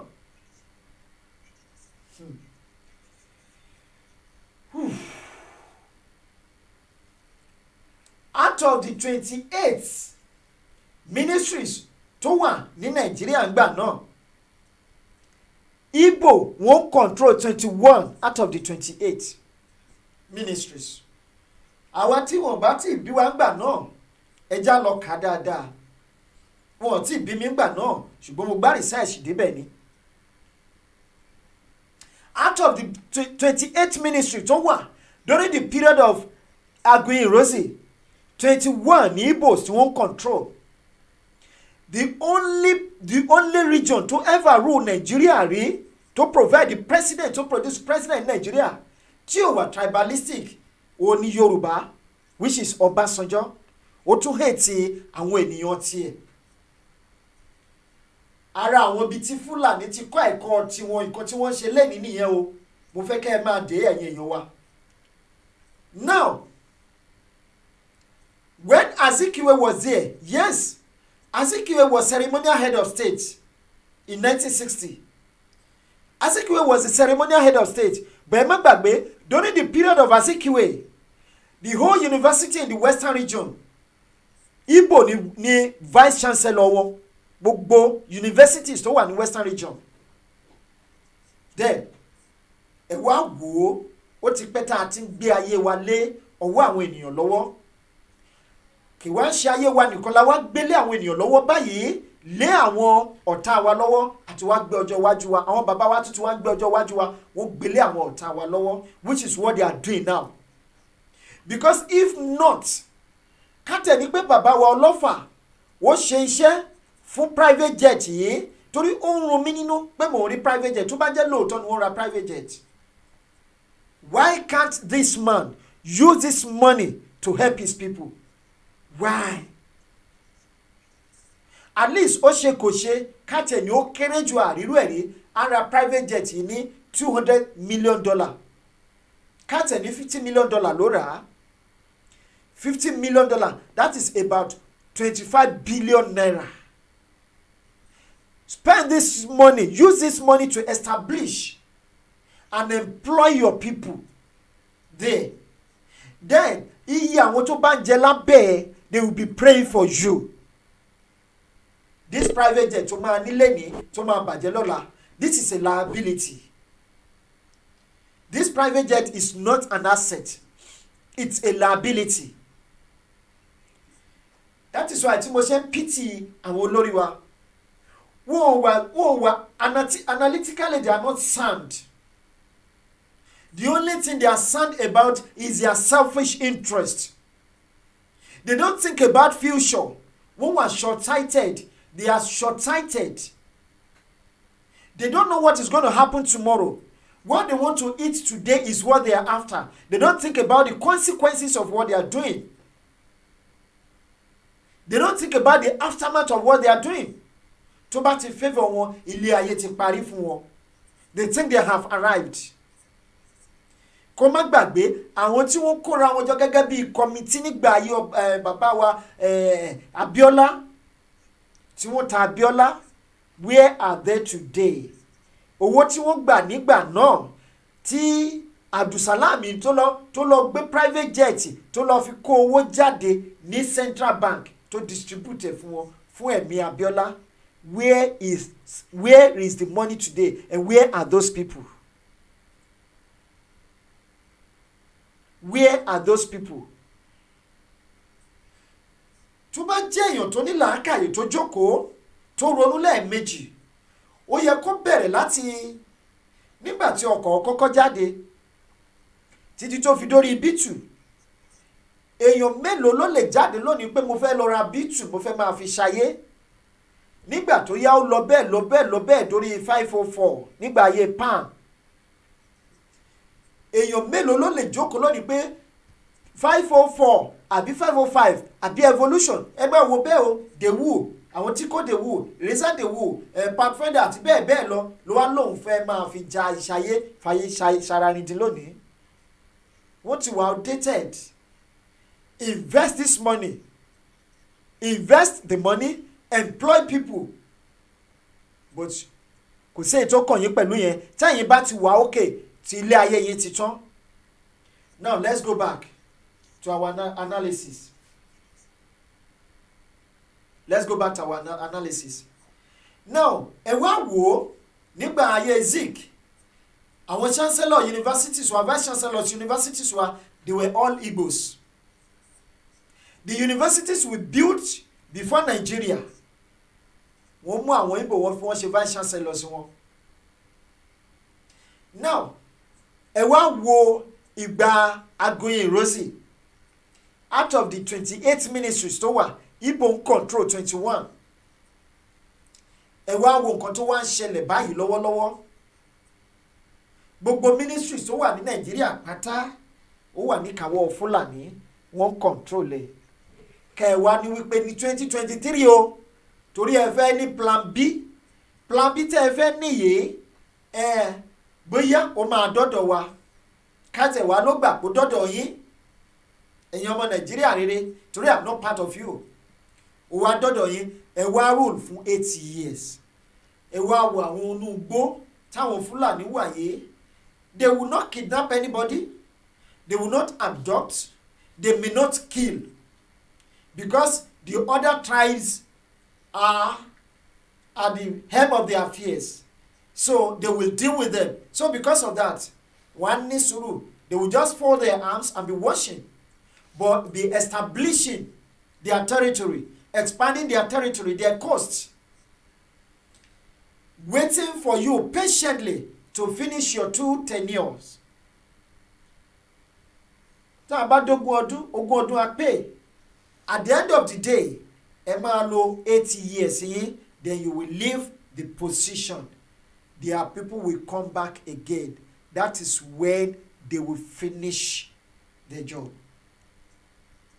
Because wọ́n ti establish ara wọn dáadáa láàrin yín. Wọ́n ti establish ara wọn. Wọ́n ti expand the coast wọn. Wọ́n ti ń jẹ emir. Wọ́n ti ń jẹ seriki. Ó ti tán. Nígbà tó bá wá débẹ̀ after 10 years, wọ́n á wá re-strategize. lẹ́yìn tó bá rí strategize tán wọ́n wá gbé ìgbésẹ̀ ìjáde with full force ọ̀sán kan òru kan they will wipe you off the surface of the earth wọ́n extinct yín. ẹ̀yin àgbààgbà Yorùbá níbo lẹ fi ọpọlọ orí yín sí? ẹ̀yin tẹ́ ẹ kàwé lẹ̀ Yorùbá níbo lọ́gbọ́n orí yín wà?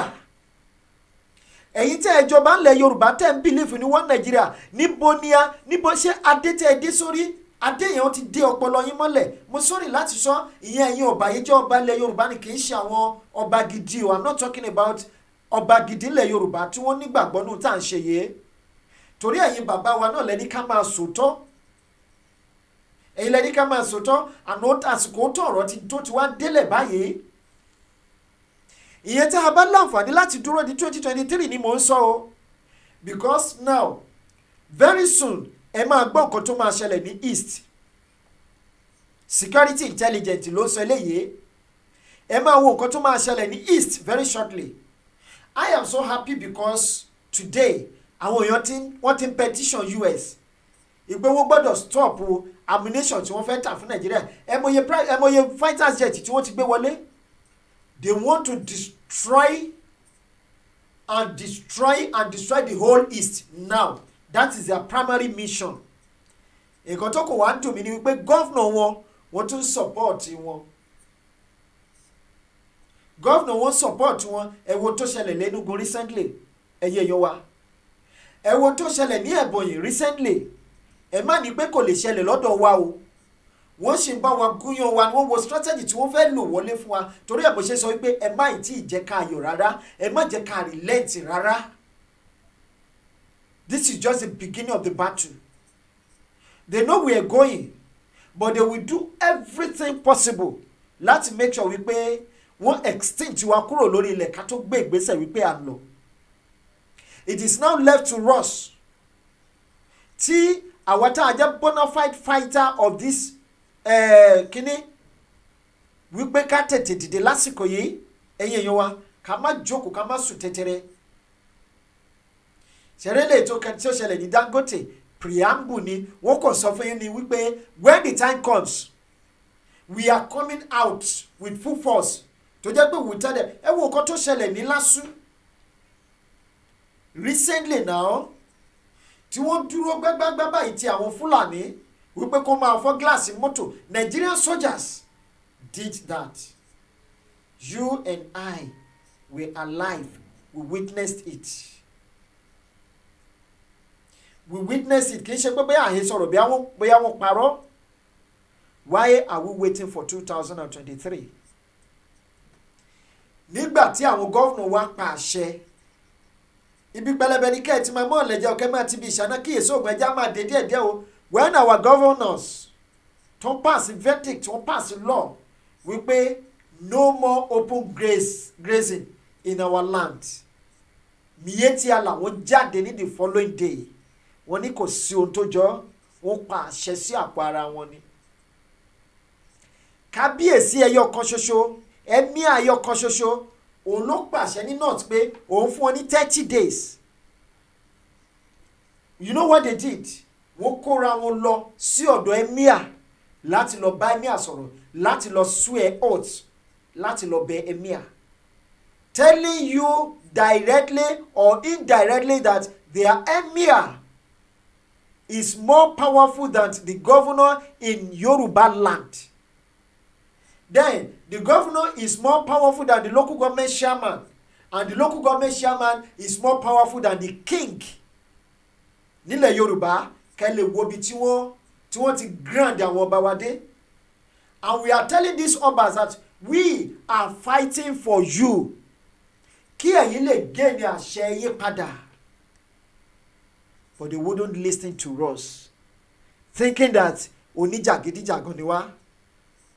Ṣùgbọ́n ọ̀rọ̀ yà bọ̀ kì í ṣọ̀rọ̀ ẹnìkan. Dùgbẹ̀dùgbẹ̀ tó ń mì lókè yé gbogbo wa pátá ló máa ta bá. A lè wà lókè òkun ká ní kò ní dọ́dọ̀ wa o. Lóòótọ́ ó possible kó má dọ́dọ̀ wa ṣùgbọ́n kò sí ẹni tó wà lókè òkun tí ò léèyàn lé.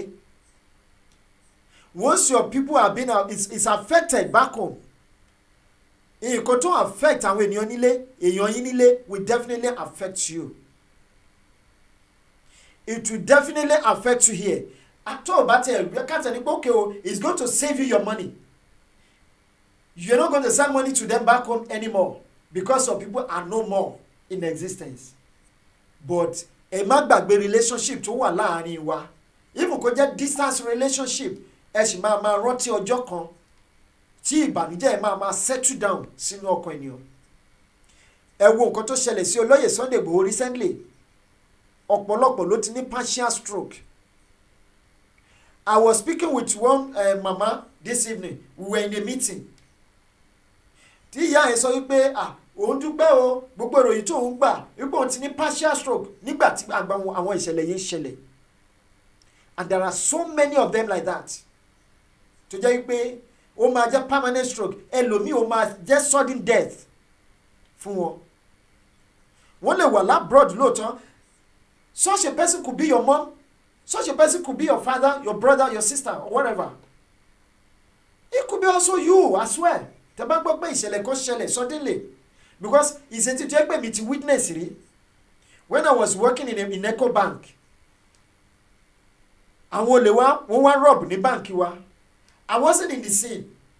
Mi ò sí nínú scene yẹn nígbà tí ìṣẹ̀lẹ̀ yẹn ṣẹlẹ̀. But ibi tó ti ń ṣẹlẹ̀ lọ́wọ́, mo rìn sásìkò yìí, mo fẹ́ wọlé. Wíwọlé tí mo fẹ́ wọlé, ìkan lára àwọn olè yẹn jáde bọ̀, ìkan ń bọ̀ lẹ́yìn mi, àwọn méjèèjì with AK-47. It was only God that saved my life lọ́jọ́ tí mo ń sọ̀rọ̀ yìí. Then I turned back and they were both looking at me like mumu tí mo fi jáde kúrò nínú compound tí mo fi lọ. But the aftermath, till after 1 month after this incident, tí n bá wo TV tí mo rí ìbọn lásán, toy gun ni o, ẹ̀rù máa bà mí ni máa gbọ̀n. Ká bá wa sọ ẹni tó wá gbọ́ wípé a whole country wọ́n wipe out. Ọmọ Yorùbá kí lẹ̀ ń rò? Ọmọ Yorùbá kí lẹ̀ ń rò? Lóòótọ́ some of us lè wà aggressive, some of us lè wà saucy, some of us lè wà insultive, some of us lè rude. But don't think about our reaction, but àwọn ọ̀rọ̀ tó ń jáde lẹ́nu wa. Ẹ rí pé gbogbo nǹkan tá à ń sọ ó ti come to reality, and what we are saying now will definitely come to reality. But before it comes to reality, ẹ jọ̀ọ́ ẹ jí dìde. Tẹ́ bá ní sùúrù di 2023 ó máa lẹ́yìn o. In fact, ẹ bá jẹ́ ń tàn yín, Yorùbá cannot get there in 2023. Don't let us deceive ourselves. Don't be deceived. They don't have any plan to give you, to hand over the presidency or the presidential ticket to you. Ẹ bèrè lọ́wọ́ Tinubu náà. Ṣèbó ti kọ lẹ́tà wá fún pé kó sign ẹ̀ wípé òun ní ṣe election 2023. Àbẹ̀rò pé bó ṣe yọ sọ́kọ́ la ṣe yọ gbọ́. Ṣé Tinubu tẹ́ pé ẹ jẹ́ kí n lọ sójú àgbàgbé. I will come back. Ìyàwó Grace Olúṣètò wọ́n ní kudos to you. All we need to stand up and fight right now. Government knows that they know what they are doing. But one thing I am sure of is that whatever anyone sow, he or she must surely reap it abundantly. Wọ́n ní kí ló dé? Kí ni a ṣe fún àwọn Yorùbá? Kí ni a ṣe fún wọn Yorùbá wípé a kì í bá nítan ká fa ara ẹni nítan ya? Ìyá Victoria Fáṣemọ̀ wọ́n ní ẹ kú ètò olóòtú. Ìyàwó Grace wọ́n ní thank for your lecture tonight. I surrender and tender my apology. Nothing like plan B again. We need to know where we are coming from and where we are going to. Yorùbá ẹ jí ẹ má sùn nítorí wípé ó léwu. Come Jesus. Wọ́n ní so brilliant analysis. Dayo Ogunleye Adedayo. Caroline Alo Ogunleye is watching. Ẹ ṣeun púpọ̀, ẹ káàbọ̀, ẹ ṣeun púpọ̀ o. Ojú tẹ́ fi wò wá ò ní fọ́. Now ẹ̀yin èèyàn wa, Lagos State làwọn Fúlàní tí wá bá wa. They are now claiming Lagos to be their own land. Sẹ́ríkì Èkó olóń control wọ́n fún yín lẹ́kọ̀ọ́ tẹ́ build ní 1907 sí 1913. Sẹ́ríkì ló ń control ẹ̀ mọ́ yín lọ́wọ́. Ẹ̀yẹ̀yàn wa now kẹwàá wò ó wípé ìlú táwa ti kọ́ tá a ti tẹ̀lé tá a ti establish before the existence of Nigeria at all. Really yín àwọn ni wọ́n control ẹ̀. The rail that was built between 1898 and 1899, and the one that was built in 1901 before the existence of Nigeria at all. Fúlàní ló control ẹ̀ mọ́ yín lọ́wọ́ lónìí. You can imagine the Athletic Federation of Nigeria or Federation of Athletic kìnìkan. Fúlàní ló lórí wọn, and there is no single person to represent Nigeria ní Olympic, ní state yẹ, ní local government yẹ, ní ìlú ẹ̀, ní abúlé ẹ̀, no single person, and they are controlling you, they are controlling everything. Ẹni tí ò represent Nigeria rí nínú sport, ó control sport. How do you want them to do it the right way? Please, ẹ sọ fún mi. Abba Kyari joined Nigerian Police Force in the year 2000. He rose up above ẹni tó ti join in 1992, which is Disu. Now, and you are talking about Plan B, patient till 2023. Our people it plan around strategic locations. They have finished their job. Ó yẹ káwọn àgbààgbà Yorùbá máa dúpẹ́ lọ́wọ́ wa wípé ẹ̀yin ọmọ mi adúpẹ́ lọ́wọ́ yín ò pé àti ti tọ́jú. Mo kí àwọn ọba kan lánàá. Àwọn kan wò mí wípé kí ló dé tí mo ṣe ń kí àwọn ọba tèmi yé mi. Torí ìṣẹ̀lẹ̀ kan ṣẹlẹ̀ lẹ́nu ọjọ́ mẹ́ta yìí. Àwọn ọba yìí ló yẹ ká máa gbé òṣùbà sàdánkátà fún. Alákẹ́tù tìlú Kẹ́tù ní orílẹ̀-èdè Dahomey ní Republic of Benin, ó sì tún jà fúnlẹ̀ bàbẹ́ ẹ̀.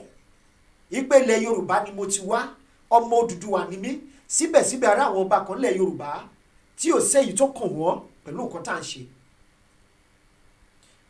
A lọ bá some of those obas, wọ́n ní kí a lọ gba àṣẹ lọ́wọ́ DSS, a whole king, kó máa sọ pé káyé àwọn ọmọ ìlú òun láti ṣe nǹkan fún ìlú bàbẹ́ ẹ̀ wípé kó lọ gba àṣẹ wá lọ́wọ́ DSS. Kẹwo bí tó ń rí dínkù ara wọn dé. Ẹ̀yin èèyàn wa, I am not insulting them, I'm just trying to say the facts now. We need to start saying the facts. Because nǹkan tí ó ń tó máa ṣẹlẹ̀, nǹkan tó ń bọ̀ lẹ́yìn yìí, what I am seeing behind the camera is beyond our own imagination. Because nǹkan tó fẹ́ ṣẹlẹ̀ yìí tó bá lọ ṣẹlẹ̀, wọ́n ní ará ilé ẹni tó jẹ kòkòrò tá a bá sọ fún ọ̀wọ́ oníjẹ́ kéèyàn sùn lóru, dùgbẹ̀dùgbẹ̀ tó ń mì lókè yìí tó bá lọ jábọ́, àtàbára ilé àtàbára oko. Ṣùgbọ́n ká lè wí nípa tèmi pé mo ṣe ìwọ̀n tí mo lè ṣe, something terrible is about to happen. Ẹ̀yin ọmọ Yorùbá, ẹ lọ kọ sílẹ̀, something terrible is about to happen very very soon. But how do we guide against this? Náà là ń ṣe lénìí. How do we guide against it? Náà là ń ṣe lénìí ẹ̀yin èèyàn wa. Àwọn òkòkò wà tó máa ṣẹlẹ̀ tó máa pa ènìyàn lẹ́kún ẹkún ayérayé. Àwọn white people tá à ń kígbe pè yìí, they are not ready to help us because they want to reduce our population if at all we are going to get our independence. They want to reduce our population. Ẹ̀yin èèyàn wa, something terrible is about to happen. Èmi ò sọ eléyìí láti dẹ́rù bà wá àbí láti dáyà já wa, ṣùgbọ́n ẹ sọ fún àwọn olórí tí wọ́n ra private jet yìí wípé they are coming to them. Their private jet will not save them when the time comes. Their castles will not save them when the time comes. Their estates will not save them when the time comes. This is the right time for them to act now before it is too late. ṣé mo pé bá a ṣe pariwo tó lóye Sunday Igboho títí náà lélẹ́yẹ they don't care, they didn't care about it, they were not serious about it. Ẹ máa wá wo result ẹ̀ lẹ́ni if not for the fact pé bàbá yìí strong he will have been eliminated. Nigeria is a country tó yẹ pé unthinkable can happen. Ìròyìn kan jáde ní àná láti Sudan. Àwọn èèyàn kan wọ́n protest ní 2019. Sójà pa àwọn mẹ́fà nínú wọn. You know what happened? Today àbí yesterday wọ́n pass judgement pé àwọn tí wọ́n pa àwọn protesters yìí o wọ́n fún wọn ní death sentence. Ṣùgbọ́n tó bá jẹ́ Nàìjíríà wọ́n á turn there wọ́n á twist it. And our leaders wọ́n bí dẹ̀ máa support wọn. For example, look at what happened ní kí lorúkọ ẹ̀ ní EndSARS di ọ̀la. Ǹjẹ́ ṣó lójúmọ́? Kò lójú, kò lórí kò nírù. That is the Nigeria tí a bára wa. Nigeria can never ever be great. Forget about it. And we still have a lot to do. Ẹ̀yin èèyàn wa, lóòótọ́ we have a very short time láti lò nínú Nigeria, but we still have a lot to do. We still have a lot to do. Ẹ jẹ́ ká bẹ̀rẹ̀ sí ní point accusing figure sí ara wa. Point it to yourself first. If you know you are not doing enough. If you know you are not doing enough, challenge yourself. Do more. Do more to save lives. Do more to save lives. You only want to say, yes, I'm doing my best after all. Yes, you are doing your best. We're not saying you're not doing your best. But your best is not the best. It's nowhere near the best for your nation. Your best is nowhere near the best for your nation. What are you doing to save your people? What are you doing to liberate your people? Are you ready to do it now, or you are waiting for the second plan, or which is the plan B? Or you want to save your people now. You want to save your land. You want to save your future. I know some of our leaders are looking for the plan B. They are waiting for the plan B. Some don't even have plan for us at all. Either plan A, plan B, plan C, or whatever. They have the primary plan. The plan A is them. Plan B, them. Plan C, plan from A to Z. They are the only ones who only need to sin here. Ṣùgbọ́n ọmọ tá a bá kọ́ agbélé tá a kọ́ tà. Ọmọ tí a ò bá kọ́ agbélé tá a kọ́ tà. Àwọn ọmọ tẹ́ ẹ rò wípé wọn ò ní lárí yìí ẹ sì máa wá padà wá bá wọn lọ́la tí ò ní bá mọ́. Ẹ máa kígbe ẹ ní réèyàn gbà yín mọ́.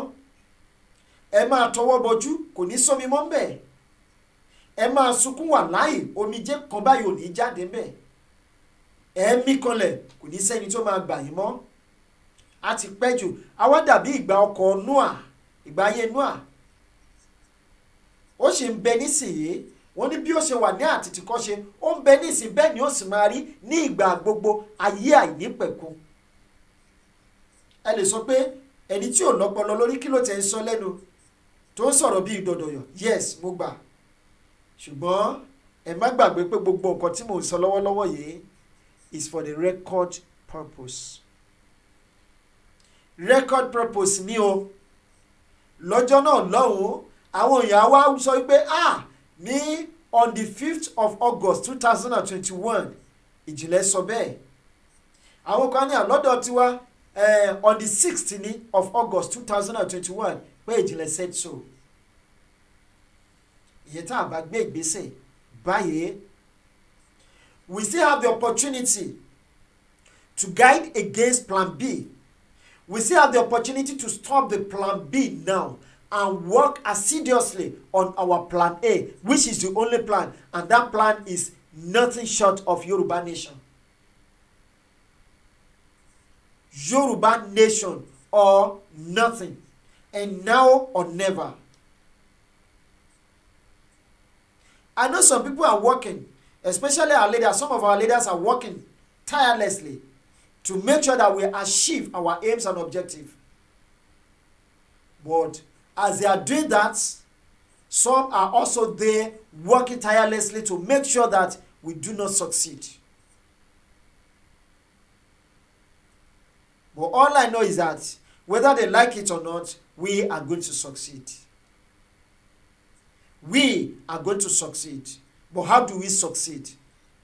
How are we going to make it happen? It's in your hand, it's in my hand. Let these people leave our land. Tẹ́ ẹ bá talé fún àbí ẹ talẹ̀ fún wọn, ẹ dá owó wọn padà. I am not selling my land anymore. If they fail to let go the land or the house, we don't want to have anything in common with them, because in everything we are not the same. We are not the same in any way at all. Now let me play a video. Imagine bagbe, let me play a video. Bóyá àwọn ọba wa ò tí rí eléyìí, I want them to watch it. I want them to see it. I want them to watch it. I want them to see it.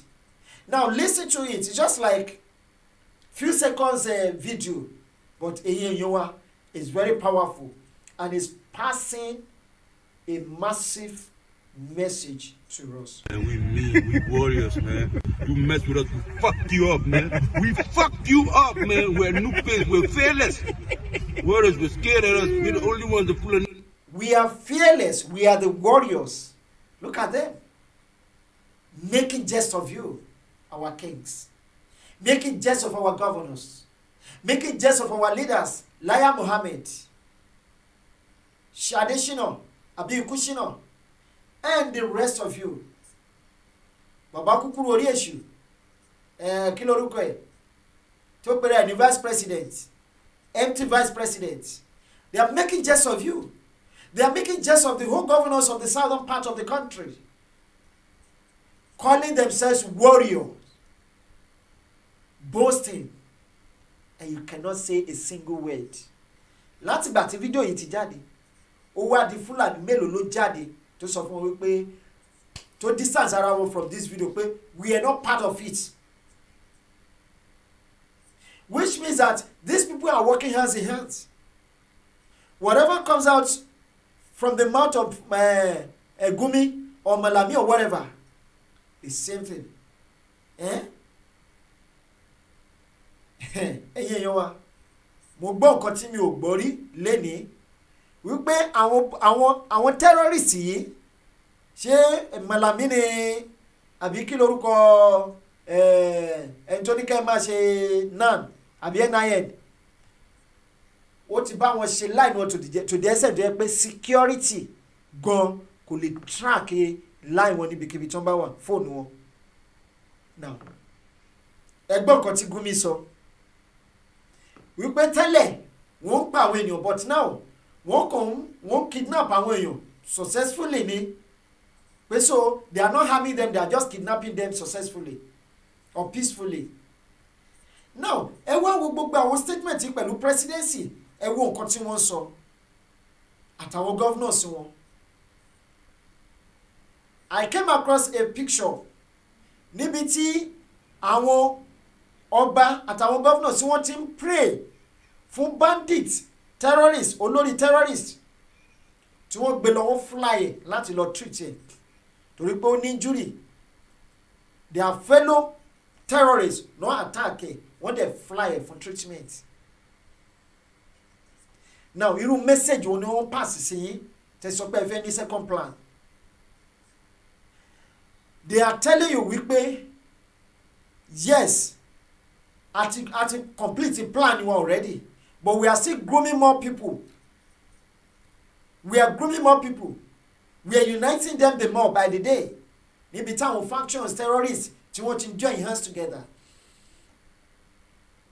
and then jókòó síbẹ̀ ẹ ra private jet kiri ẹ jókòó síbẹ̀ ẹ ń sáàkì àwọn pastors torí pé wọn wà fruitful. Now tell me, ìwọ tó ń sáàkì pastor, are you fruitful? If you are fruitful, tell yourself, are you fruitful? You are not fruitful. O lè sọ pé o wà successful in terms of pé òun kó ọrọ̀ jọ, ó ní aṣiwèrè ń kó ọrọ̀ jọ láì mẹ́rin tí yóò jogún ẹgbẹ̀yìn.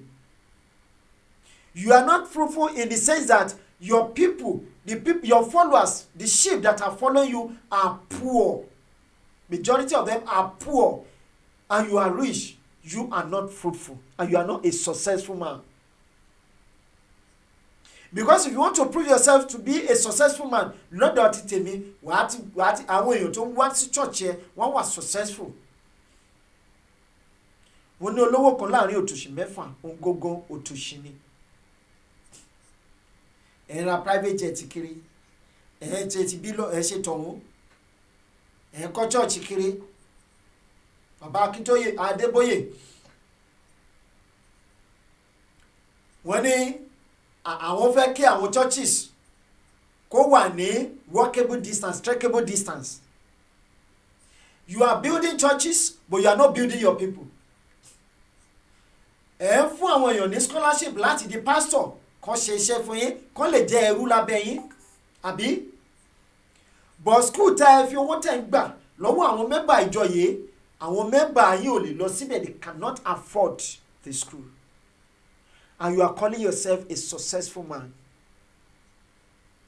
You are as nothing but a wretched man. You better rise up to this occasion now. Because when the time comes, tó bá ṣàánú yín kó dá auditorium yín sí, wọ́n sọ di mosque àbí kó sọ di museum. Ẹ wo Western world, ṣe bẹ́ẹ̀ lọ sí Western world. How many church ló wà ní Denmark? Church tó wà ní Denmark, I think 30 or 32 or so. Church mélòó ló wà ní Switzerland? I don't think church tó wà ní Switzerland pé 50. I don't think so. Maybe about 20 something ló wà ní the whole country. But you can imagine how many churches ló wà ní Lagos nìkan. They are killing your people by the day. Sọ̀rọ̀ lọ́bẹ̀. Kò sí ètò kan yìí. Because kò tí ì kan yìí. But akọ jẹ́jẹ́ mi mo jókòó lọ́rọ̀ tó wà nílẹ̀ yìí ní nǹkan tó fẹ́ ṣẹlẹ̀ yìí. Akọ ilé mi mo wà, akọ jẹ́jẹ́ mi ni mo jókòó. Yorùbá ní àkíngbélé ẹni ká fọrùn rọ láì lọ sógun. Ṣùgbọ́n òkútọ́ ti ń gbéyàn.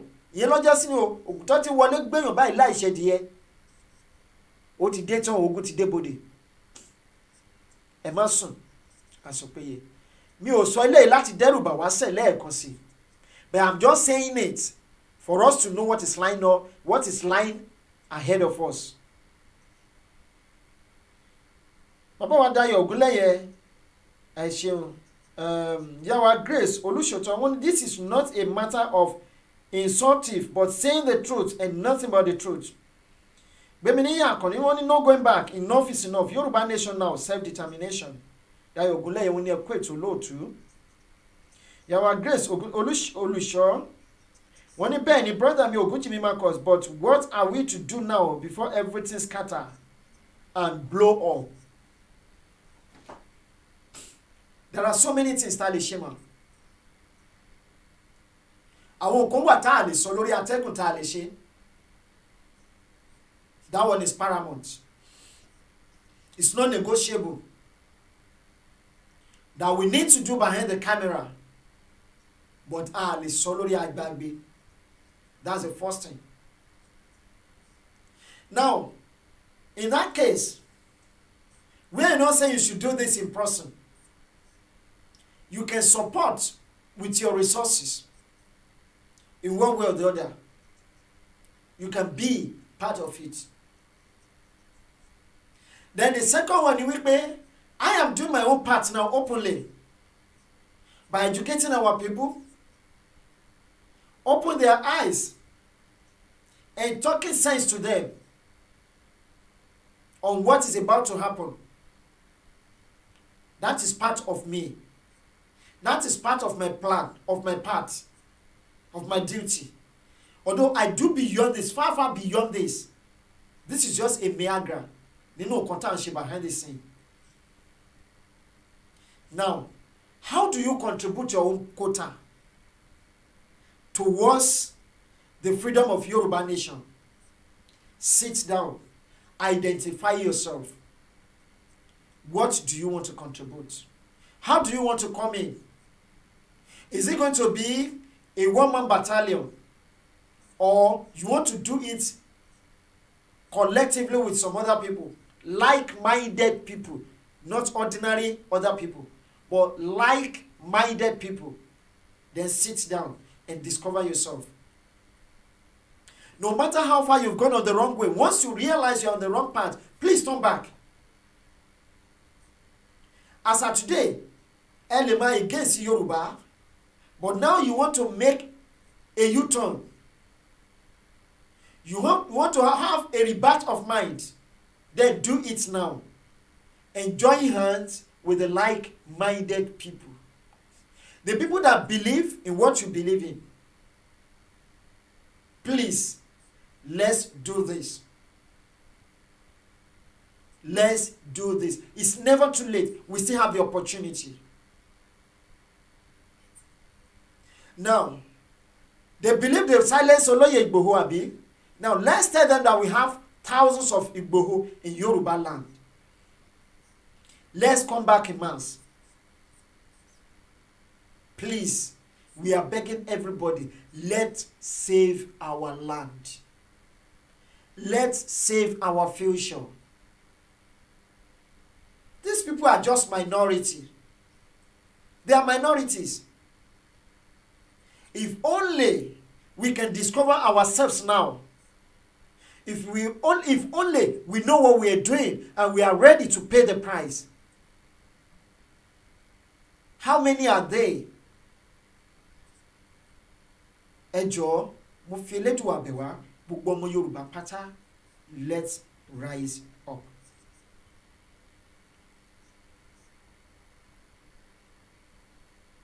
Titi Sadiq, Pitami, okay, and Pantami. Yeah, Victoria Fashimo, wọ́n kó ọ̀rọ̀ jọ fún Fúlàní, bẹ́ẹ̀ ni o. Yàwá Grace Olúṣòótọ́, wọ́n ní, are they really warriors? Capital no, but Yoruba elders are leaders. Elders and leaders are cowards and selfish. Yàwá Fasat Okunlola, wọ́n ní, Comrade Ijinle, you are saying the fact. God bless you. Yàwá Grace Olúṣòótọ́, one of the private jets that will be their graveyard or cemetery very soon, unless ó bá jẹ́ pé wọ́n fi owó òtítọ́ rà á, wọ́n á lò pẹ́pẹ́pẹ́pẹ́pẹ́, kódà kílẹ̀kùn jábọ́ gan ní sánmà kò ní sí nǹkan kan tó máa ṣẹlẹ̀.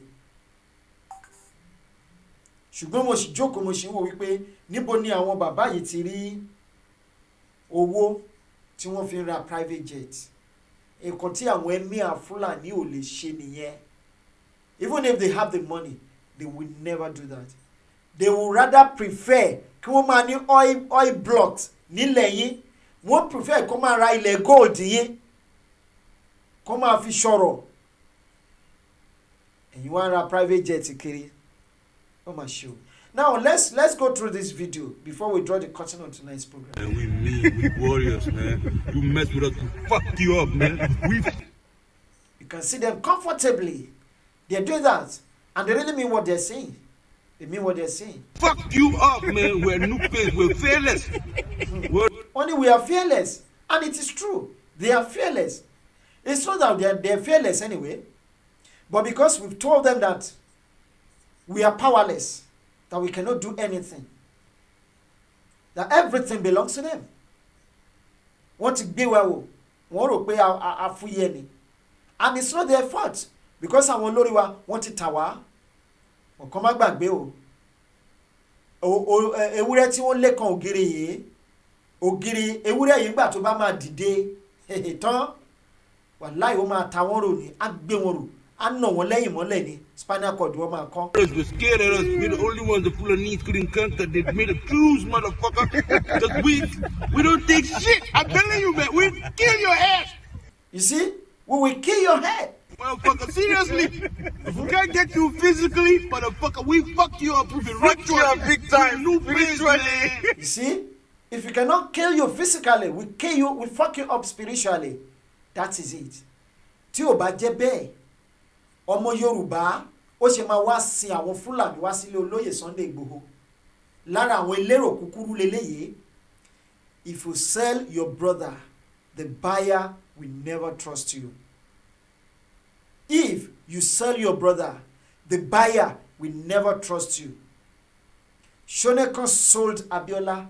At the end of the day, he became a useless man. Ta ló tún gbórúkọ Shonekan láti ìgbà tó ti kúrò ńbẹ̀ gẹ́gẹ́ bí Fìdíhẹ́. He became a complete and total useless man because he sold his brother. The committee táwọn Yorùbá yàn ní ìgbà t'Abiola, they sold Abiola, they used them and they dumped them, they became useless man. Who knows them today? Ta ló ń dárúkọ wọn lẹ́ni? They are nothing but useless men. Ìtòsí wà láyé nínú wọn, ó wà láyé bí aláìsí ni. Bẹ́ẹ̀ ni, wọ́n ti bà ọjọ́ iwájú wọn jẹ́ mọ́ ọjọ́ àná àti ọjọ́ ìní. Everything ó ti collapse. Wọ́n fi àsìkò yìí. We die-hard motherfuckers. Yeah. That is it. They are telling you the truth. Nothing but the truth. Now, let me go back to our true fighters, committed fighters, the real Yoruba men and women tonight. Mo fẹ́ kí a farabalẹ̀ ká gbọ́ àlàyé ọ̀rọ̀ mi. Nǹkan tí mo ti sọ látẹ̀kan, I'm not saying it to scare us, but I'm trying to say it to prepare us ahead of time. He who fails to plan has automatically planned to fail. Are we trying to plan, or we don't want to care about the plan? Maybe we take a day at a time or a step at a time. Yes, it's good when you take a step at a time, okay? But it's not enough. Even Jesus Christ, nígbà tó rán àwọn ọmọ ẹ̀yìn ẹ̀ jáde, you know, he sent them out 3 times. Ẹ wá wò bó ṣe send wọn out to nǹkan tó ń sọ fún wọn. The first time, don't go with food, don't go with weapon. Ilé tí ẹ bá wọ̀, ẹ sọ fún wọn pé shalom, that is peace unto this house. Tí wọ́n bá dá yín lóhùn, ẹ wọlé, ẹ jẹ, kẹ́ ẹ mu nínú nǹkan tí wọ́n bá offer yín, ẹ wàásù ìhìnrere fún wọn. Tí ẹ bá sọ fún wọn pé peace unto this house, wọn dá yín lóhùn ní ìdáhùn àlàáfíà, ẹ yọ bàtà ẹsẹ̀ yín, ẹ gbọ́n yẹ̀pẹ̀ síbẹ̀, ẹ máa bá tiyín lọ. That was the first time that Jesus Christ sent his disciples to go out and preach the gospel. The second time, you know what he did? He told them, do not go with weapon, but go along with food. Okay? Go along with food to feed yourself when you get there. Now, that was the second time. And what about the third time? The third time, you pay, as you are going, go with food, go with weapon. Because if Jesus Christ did not allow his disciples to move around with weapons, báwo ni Peter ṣe fẹ́ gé orí tó gé etí ẹni tó wá arrest Jesus? Which is mean, weapon is part of this. Even when Israelites were going to the Canaan land, they fought to take their land back from the Anakai. Now, talawa fẹ́ fi tiwa jọ o. Ta wá ń pariwo Jésù, Jésù, Jésù. Èmi ò sọ pé Jésù ò lè ṣe nǹkan kan o. God can do everything, but there are so many things he will never bother himself. He will never bother doing. Because ó ti fún wa ní agbára, ó ti fún wa ní ọgbọ́n, ó ti fún wa ní nǹkan tá a lè fi gbára wa sílẹ̀, tá a lè fi jà. So he will never do that for you. Because he has given you 2 hands. He gave you eyes. He gave you ears. He gave you legs. Abi? So you can use those things in battle. When you are fighting a battle, you can make use of them. Ó dẹ̀ fún ẹ ní ọgbọ́n bí o ṣe lè rọ àwọn nǹkan tó lè fi jà. Kódà bó jẹ́ ọ̀bẹ àbí erin, you can use it to defend yourself. Come to us, igi o lè fi defend ara. But in a situation whereby you are not ready to do this for yourself, and you are calling Jesus Christ or Allah to come and help you, to come and rescue you, gone are those days. Tí ó sọ pé ogun Ọlọ́run sọ̀kalẹ̀ látòkè. Do we have the faith? Do we have the relationship with God? Tó máa ṣerú nǹkan bẹ́ẹ̀ yẹn ni. Tó máa ṣerú nǹkan bẹ́ẹ̀ yẹn. We don't. Don't let us deceive ourselves. The only solution to our problem now, please, let us pray and wash. Wash and pray. As you are praying, get prepared, get ready. So that kò ní bá wa lábo. Get ready for the battle. We still have the options anyway to avoid this strategy tó ń bọ̀ lẹ́yìn yìí. And the only option ni wípé ẹ jẹ́ ká bẹ̀rẹ̀ sí ní ṣe iṣẹ́ diplomatically báyìí débi tó yẹ kó dé, so that ẹ̀yin tẹ́ ẹ ní connection. We have many of you, gẹ́gẹ́ bí ọmọ Yorùbá tẹ́ ẹ ní contact, ẹ ní connection. Use it to save your people, to avoid war in the land. Please, we are begging you. Fi ṣàgídí o. Ẹ má wo pé bóyá àwọn tí wọ́n ń ṣe pé bóyá tọ́ọ̀gì ni wọ́n àbí nǹkan tíjọba Nàìjíríà sún wa sí nǹkan tó sọ wá dà nìyẹn.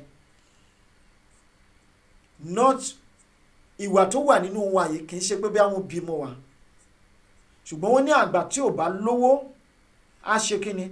Tọ́ọ̀gì ló máa ń padà yà. Á padà di tọ́ọ̀gì ni, òun ló fà á lénìí. Kí la lè ṣe tá a lè fi jẹun? Kí la lè ṣe tá a lè fi make ends meet? Wọ́n ní, if you find yourself in a situation whereby you never bargain for, all you need to do is to grin and bear it. We are getting beer enough, so we can no longer continue this way unless a bá fẹ́ kú ikú àìpọ́jọ́ nìkan ló kù. That is why we are begging you now. Please, let us come together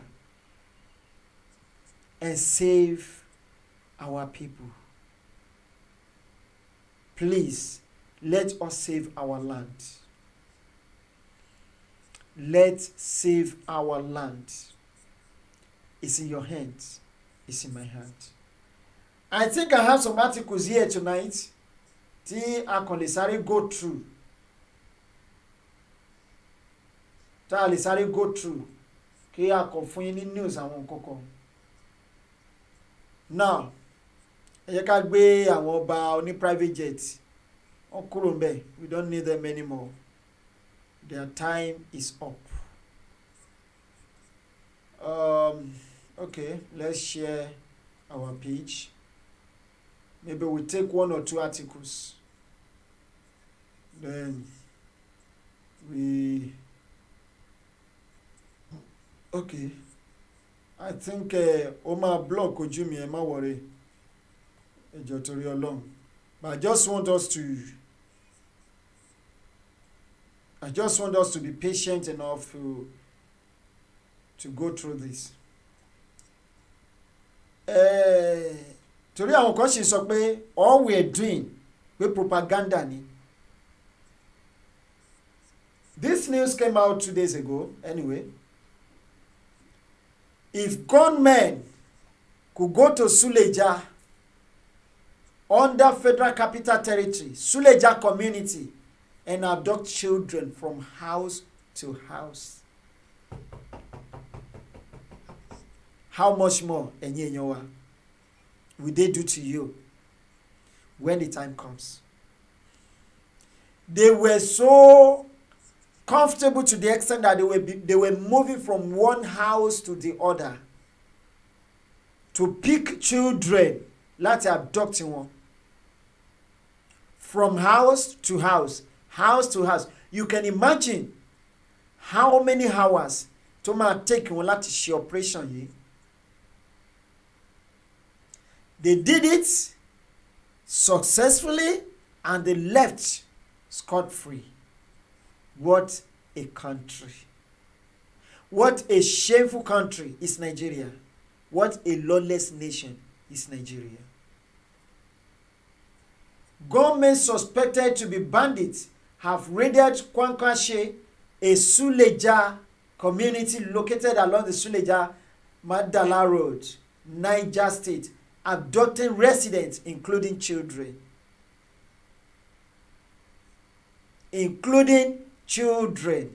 Kí làwọn ọmọdé mọ̀ ẹ̀yin èèyàn wa? Ẹ̀yin bàbá àtẹ̀yin ìyá wa, Ọlọ́run ní jẹ́ kẹ́ ẹ padà sunkún o lórí nǹkan tó wà nílẹ̀ yìí. Ọlọ́run ní jẹ́ kẹ́ ẹ padà sunkún o lórí nǹkan tó wà nílẹ̀ yìí. A witness said the victim on Wednesday morning from 3 houses and a hotel within Ongowa Fulani area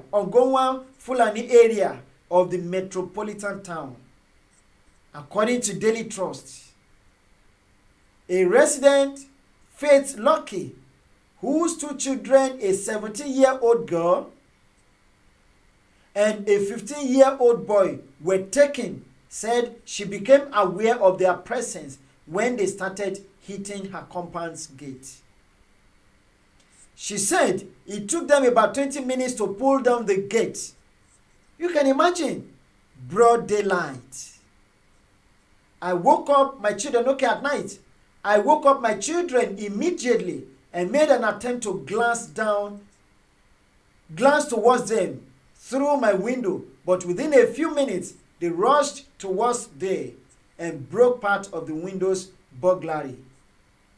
They flashed lights and pointed a gun towards me, directing that I should open the door.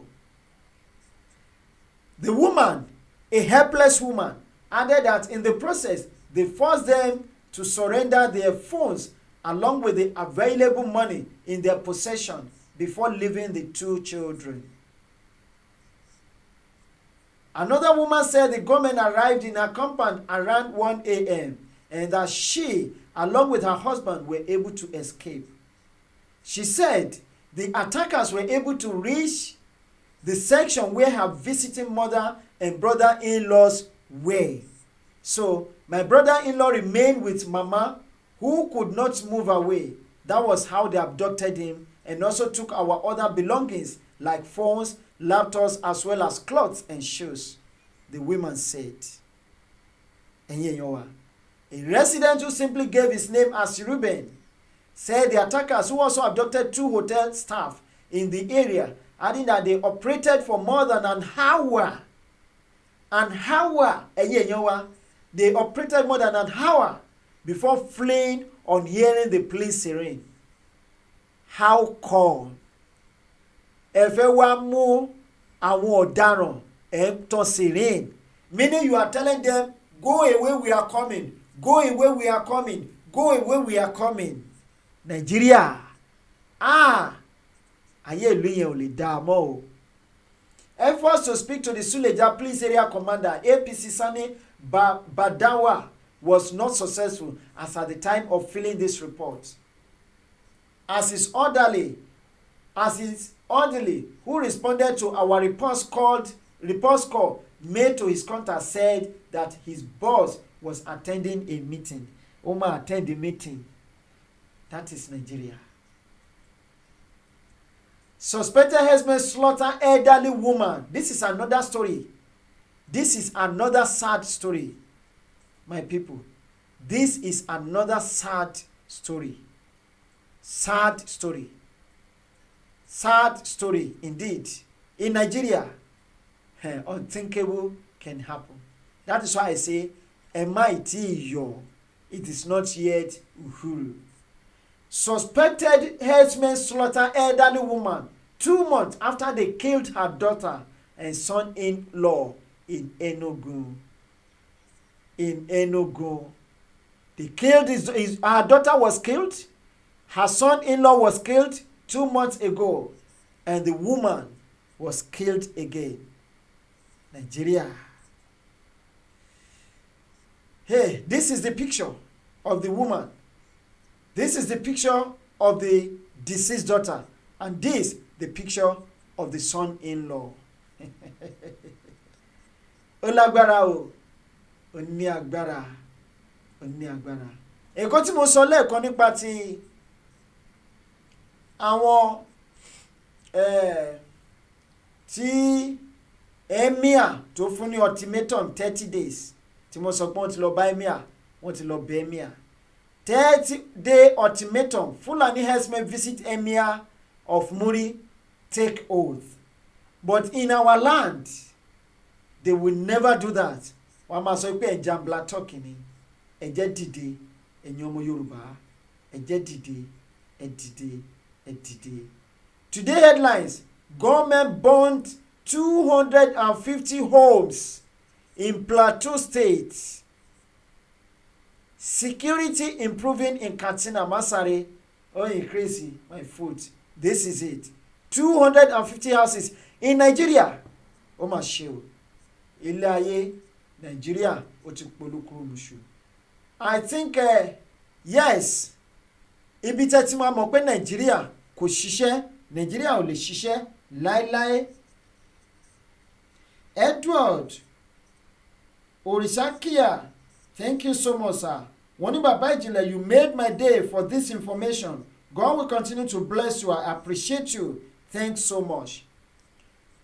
A first-class mathematics graduate who became a cassava farmer to survive in Nigeria finally relocated to USA. He is now in America. A first-class mathematics graduate is now in the United States to use his brain for them over there.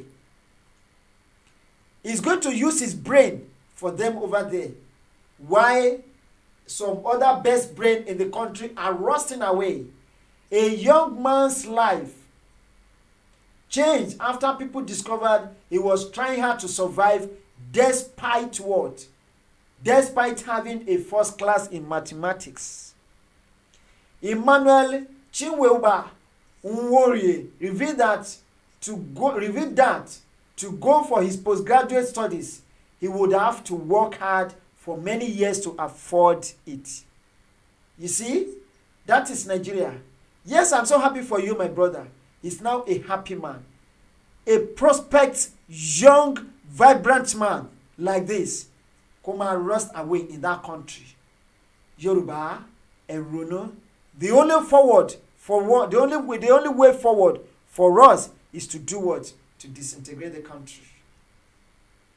Let us rise up. We have thousands of first-class graduates in the country. We have many of them. My cousin is one of them. But iye tó ń gbà lénìí is not earning up to 20,000 naira in that country. He even told me recently that for the past 3 months, òun ò gbowó oṣù. Pure water, ilé-iṣẹ́ pure water ló ti ń ṣiṣẹ́ pẹ̀lú former first lady of Kwara State.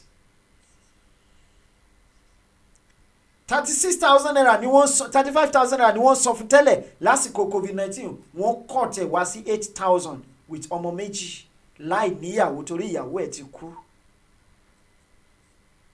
Very brilliant and intelligent guy. Ìgbà tó yá wọ́n increase owó ẹ̀ sí 15,000 and that 15,000 naira pẹ̀lú ọmọ méjì, how much is it? Owó tí ó wọ $20. A máa lò 3 months kò ní gbowó oṣù. That is Nigeria. Ta find ara wa. We have so many best brain in that country tó yẹ pé life wọn ti useless tí ò wúlò fún wọn mọ́. They successfully destroy their lives. And the only way to bring them back to life is what we are doing. Ọ̀pọ̀lọpọ̀ ti di agbèrò láàrin wọn. Ọ̀pọ̀lọpọ̀ ti lọ ṣẹ́ṣó. Ọ̀pọ̀lọpọ̀ ti di adigunjalè. Ọ̀pọ̀lọpọ̀ ti join 419. Ọ̀pọ̀lọpọ̀ ti di apanilẹ́kúnjayé. Ọ̀pọ̀lọpọ̀ ti di wọ́n ti di hire killer. Ọ̀pọ̀lọpọ̀ nu wọn ti di olóṣó. Bobrisky tó ń ṣe olóṣó tó ń ṣe gay kiri ṣe rò pé ó kàn wù nínú ẹ̀ kó máa ṣe gay ni. But because ó ti rolé ayé pin ni ọkùnrin mélòó ní kó wà ní the right frame of mind kó wá ní nǹkan tó kù ní pé kó ń lọ máa ṣídìí òun sílẹ̀ fáwọn èèyàn kó máa dóyìn fúrọ́ ẹ̀ kó wáyá kó wá máa di pampers kiri kó jókòó kókò ró dáadáa ìyà òun ló sún wọn débẹ̀ ìyà ló sún wọn débẹ̀ lóòótọ́ àwọn ẹlòmíì wà lójú kòkòrò ni wọ́n o even kíyà má sí gan wọ́n sì máa ṣiṣẹ́ òṣìṣẹ́ ibi wọn kiri but majority of them frustration ló sún wọn débẹ̀. The environment is no more conducive. In those days irú bọ̀bọ̀ yìí someone like this guy kó tó jáde á ti ríṣẹ́ first class mathematics for that matter kéèyàn tó calculate mathematics calculus indices kìnìkan kó tó ṣe gbogbo ẹ̀ tán kó wá ní first class bí ìlú yẹn ṣe rí ní bí Nàìjíríà ṣe rí tó bá jẹ́ àwọn ọmọ olówó ṣe lè sọ pé ó fowó rìn ni ṣùgbọ́n eléyìí tó tún wá owó wípé láti lọ ṣe postgraduate òun máa ṣiṣẹ́ for years kẹ́lẹ̀ mọ̀ pé is from a wretched home. ṣùgbọ́n òun láǹfààní láti jáde mélòó ni àwọn tó wà nílé tí wọ́n rust lénìí tí wọn ò láǹfààní láti jáde nílé. There are so many of them. That is why we are shouting. We have prospects in Yoruba nation. If you can get our nation today, we are going to enjoy. We are going to enjoy big time, honestly speaking. Our sufferness will not go beyond, in fact, only 15 days. Because I am very sure by the time we get our independence, our leaders will first of all open gates, border, fúnjẹ láti wọlé láti Benin. Kó tẹ̀ kọ́kọ́ pa ebi tó wà nílé kọ́kọ́ pa mọ́lẹ̀ náà. So after that, wọ́n wá fúndà gbé sóko. We have the land. The land is still there. Láti practice mechanized farming. And that one will only last for 6 months. Oúnjẹ á pọ̀ lọ́pọ̀ yanturu. Báwo lẹ ṣe fẹ́ sí? So ẹ̀yin èèyàn wa, ó fi Ọlọ́run bá bẹ̀ wá. Ẹ jẹ́ ká dìde. Kì í ṣe àsìkò láti nù ká àbùkù lélẹ̀ lóòótọ́. Ṣùgbọ́n mo fi Elédùà bẹ̀ wá. Àsìkò láti pe àjọ tó nírònú lélẹ́yẹ. Ṣùgbọ́n àwa nítorí wípé ká má rẹ́jẹ̀ kíyàwó wa bímọ ká wá sáwọ́ gbó lọ. Nítorí wípé ní nàka àbùkù ká má sòótọ́ ọ̀rọ̀. Òtítọ́ lọ́lọ́run ní ká máa wí. Bẹ́ẹ̀ là lè sòótọ́ kó má bí ayé nú. Èwo la wá fẹ́ ṣe? Ṣé ọmọ aráyé la fẹ́ bẹ̀rù ni àbọ́lọ́run la fẹ́ bẹ̀rù? Tó bá jẹ́ tèmi ń tèmi o, èmi máa bẹ̀rù ìṣẹ̀dá. Ó ní ẹ bẹ̀rù ẹni tó lè para, tó lè sọ ẹ̀mí sínú iná, tó tún lè pa ẹ̀mí kó sọ sínú iná. Ó ní ṣùgbọ́n ẹ má ṣe bẹ̀rù ẹni tó lè para tí kò lè pa ẹ̀mí. Èwo lẹ̀yin ń béèrè lọ́wọ́lọ́wọ́? Èwo lẹ̀yin ń béèrè lọ́wọ́lọ́wọ́? Èwo lẹ̀yin ń bẹ̀rù lọ́wọ́lọ́wọ́? Ṣé ẹni tó lè para ni àbí ẹni tó lè pa ẹ̀mí? Ní north wọ́n fún àwọn ọmọ ọdún 10 láǹfààní láti gbé ìbọn. Eléyìí ò kì í ṣe àyíṣọ ọ̀rọ̀ òun leléyìí jẹ́ fi hàn wá. Òun leléyìí. This is it.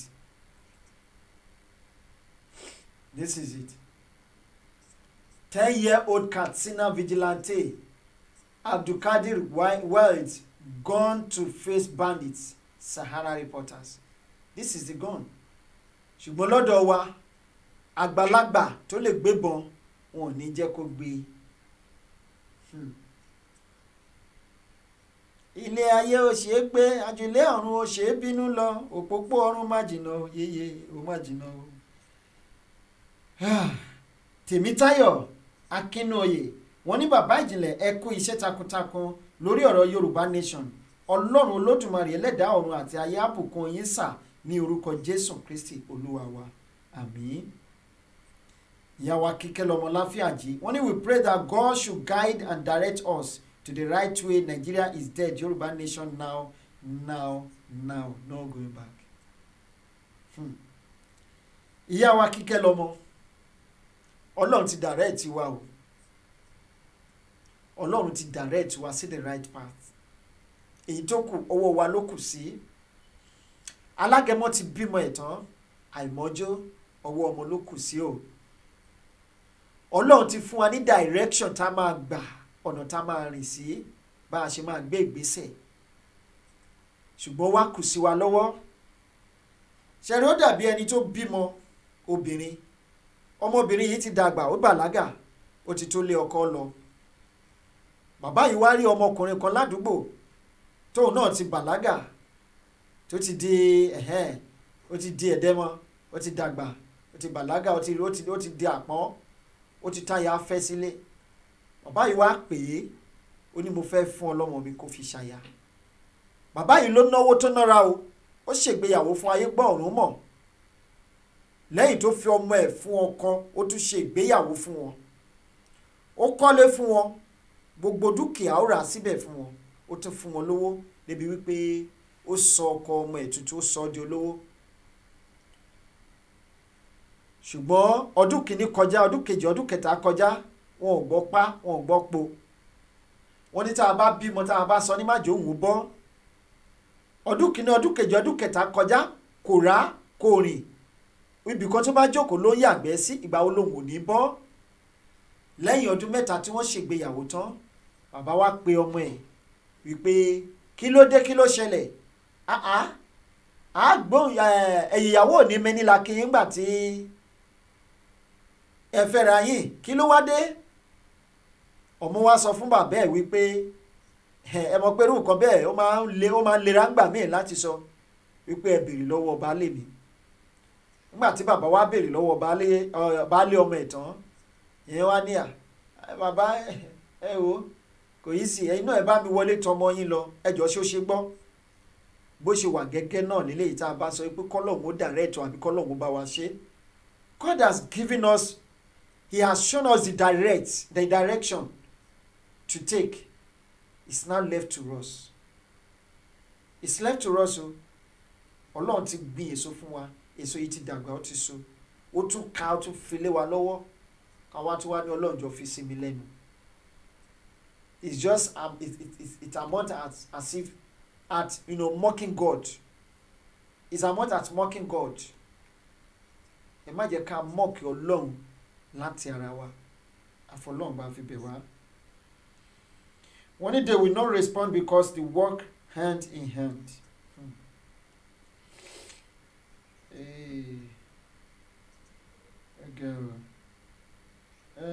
Ìyàwó Fásà Àtòkùnlọ́lá wọ́n ní Yorùbá nation now, no going back, forward ever. We have to act fast and God will guide us through.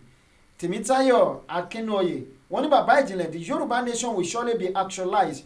All the greedy southern governors and politicians celebrating with the northern elites are shameless blood-sucking vampires. Wọ́n ní bàbá ìjìnlẹ̀, God bless you richly and real good sir. Ó dàbẹ̀ ni wípé a ní ìpè kan bí yìí ká gbé ìpè yìí. Hello sir. Hello. Hello sir. Ẹ káalẹ́ sir. Yes sir. Yes sir. Yes. A wà lórí ètò ṣe fẹ́ bá wa dá sí tòní. Hello sir. Lórí bàtà yẹn sọ hello ṣé gbọ́. Mo ń gbọ́ yín sir. So lórí nǹkan tẹ́ sọ. Bẹ́ẹ̀ sir. ṣe rántí pé ìgbà tí gbogbo ọ̀rọ̀ kínní yẹn bẹ̀rẹ̀ before July 3rd ta sọ̀rọ̀ láti pé mo sọ fún yín pé problem kan táwọn Yorùbá ní ni pé a fẹ́ ní country tiwa but a fẹ́ já. You understand? Yeah. And kínní kò ṣe nǹkan tó easy láti ìgbà bẹ́ẹ̀ àmọ̀dé láìpẹ́ àwọn bí wàá ṣe mọ̀ pé Yorùbá nation kò ṣe nǹkan tí Haúsá máa jẹ́ kó àbí Fúlàní gan máa jẹ́ kó kárí gba easily bẹ́ẹ̀. Ẹ sọ̀rọ̀ ẹ̀kọ́ ń pa àwọn tí wọ́n kúrò Nàìjíríà ṣé àwọn pé there was a time tí Canada àti US tí wọ́n ń ṣe program kan fún Nàìjíríà sọ pé àwọn science tó bá ní science degree ni wọ́n admit tó ń jẹ́ kó wọ US àti Canada. So wọ́n ti already kó gbogbo resources tó lè develop Nàìjíríà wọ́n ti kó gbogbo ẹ̀ lọ already. So the only way now ẹ máa rí pé àwọn náà ti prepare fún war pé anything can happen at any time. That's why ẹ fi ń ṣe ọmọ 10 years old tó ń gbé fire and dání. So àwọn náà for any time. So àwọn Yorùbá ní láti wake up. Wọ́n sọ pé lọ́jọ́ pé táwọn Nàìjíríà sọ pé everything wà okay. Ìjọba ṣe ìjọba gbà wọ́n ra Nàìjíríà ní wọ́n lọ pé everything wà okay Nàìjíríà pé àwọn Yorùbá tó wà Nàìjíríà àwọn ọmọ kọ́ sí problem Nàìjíríà. So ẹ̀wọ̀n ilé ó wà confusing èèyàn mọ́ ó máa tó yé wọn. Ó wà sáà pé èèyàn rí bọ́yọ̀ gbọ́dọ̀ ṣe ń sọ́fà ní but àwọn tó wà Nàìjíríà wọn ò ṣetán àwọn gan tí wọ́n bá pè pé kí ni wọ́n ní pé àwọn là ń disturb Nàìjíríà pé Nàìjíríà wà peaceful pé àwọn ń gbádùn ara wọn. So mo lọ pé pé àmọ́ tó ń parọ́ pé ó dà kò sí wàhálà kò sí wàhálà ṣèbájọ́ wà lẹ́nu ẹ̀ tí ò kì í bolówó nú ẹ ṣé gan sir, God bless you sir. Yes sir. Yes. Ẹ ṣé. Yes. Nigeria wà peaceful our land is of Nigeria. Yorùbá nation now no going back. Okay. Zimitayo ni bàbá ìjìnlẹ̀, God bless you richly and raise good sir. When the Yoruba nation has fully come to stay and there is virtually no going back at all in Jesus' mighty name. God bless you sir. Ìyàwó aláyin kádùkádé Ọlọ́run kò ní jẹ́ kó pẹ́ kó tó yé wọn. Òtítọ́ ọ̀rọ̀ lẹ́sọ̀ sà bàbá wa Tèmítáyọ̀ Akínóyè ẹ ṣé gan. Ẹ̀yin èèyàn wa ẹ jẹ́ kí a máa palẹ̀ mọ́ ká máa kúrò lórí ètò yìí lónìí. Àbí ẹ̀gbí ìwà ìtìjú táwọn olórí yín lọ hù ní Tokyo wọ́n tún kó corruption lọ sí Tokyo. Gbogbo nǹkan tí ò dá ṣá ọ̀nà ṣá mọ Nàìjíríà sí. The third most dangerous place to live in the world ní Nàìjíríà. The third most dangerous place to live in the world. Ó mà ṣe o. Ó bọ́ lọ́wọ́ ọmọ tó ń jẹ yẹ̀pẹ̀. Ẹ̀yin èèyàn wa kí n tó máa lọ lénìí ẹ jẹ́ kí n tún ṣe báyìí.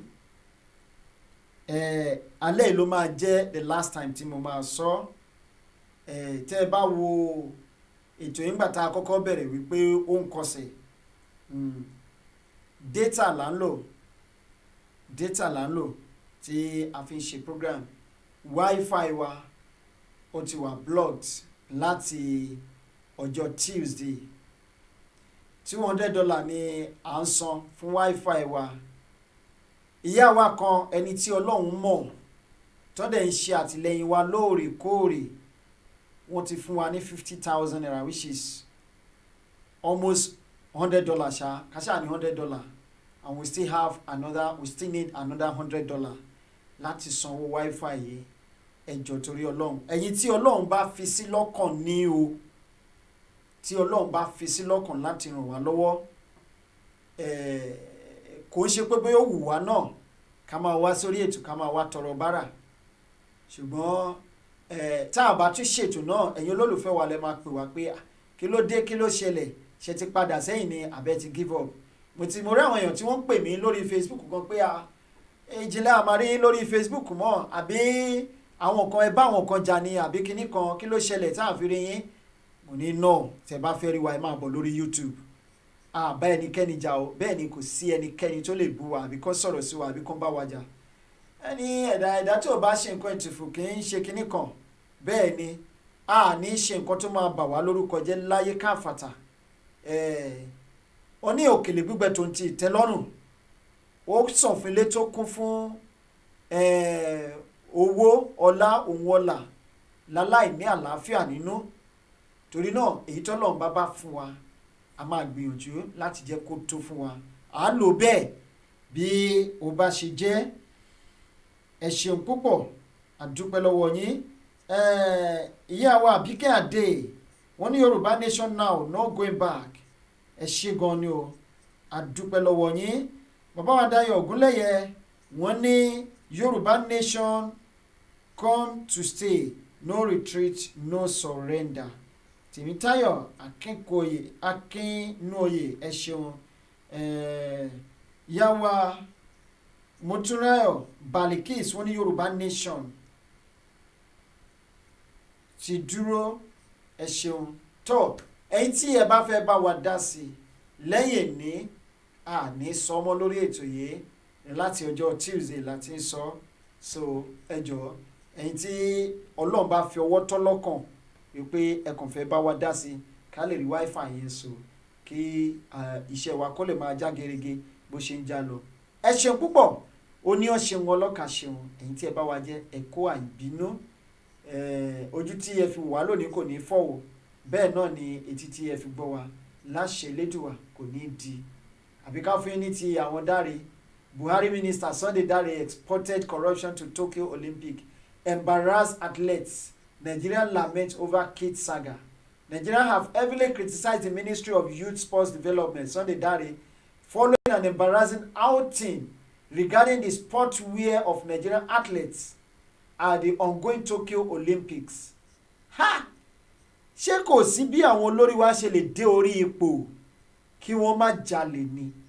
Initially there was the shameful disapproval of 10 of the nation's athletes from competing at the Tokyo Olympics by the Athletic Integrity Unity.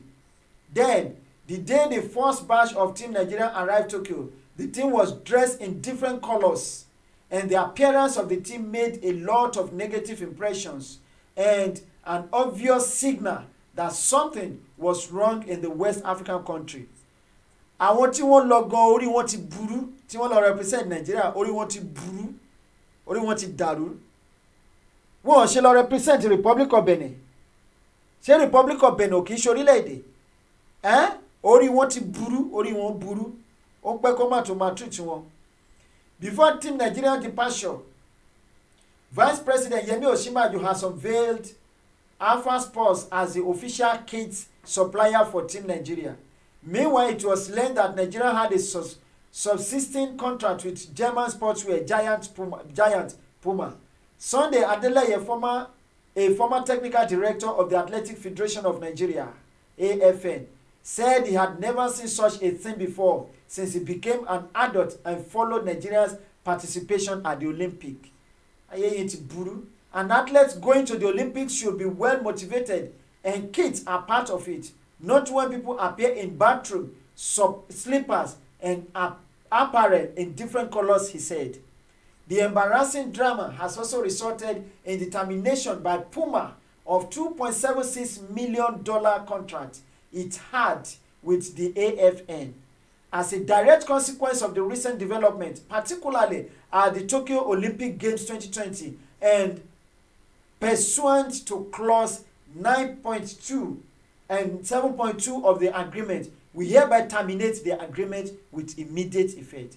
Puma especially declares to be discharged from any or all obligations toward all stakeholders involved and reserves all rights against these entities and individuals. Puma stated this in a statement signed by its director Manuel Edem. Nigerians took to social media and vented their anger on the sports minister Dare for allowing Nigeria's infamous corrupt system to disgrace its sport representatives on the global stage. The global stage. Ó lágbára, ẹ jẹ́ kí n gbé sójú agbágbé, ẹ jẹ́ kí n gbé síbẹ̀, ẹ jẹ́ kí n gbé síbẹ̀.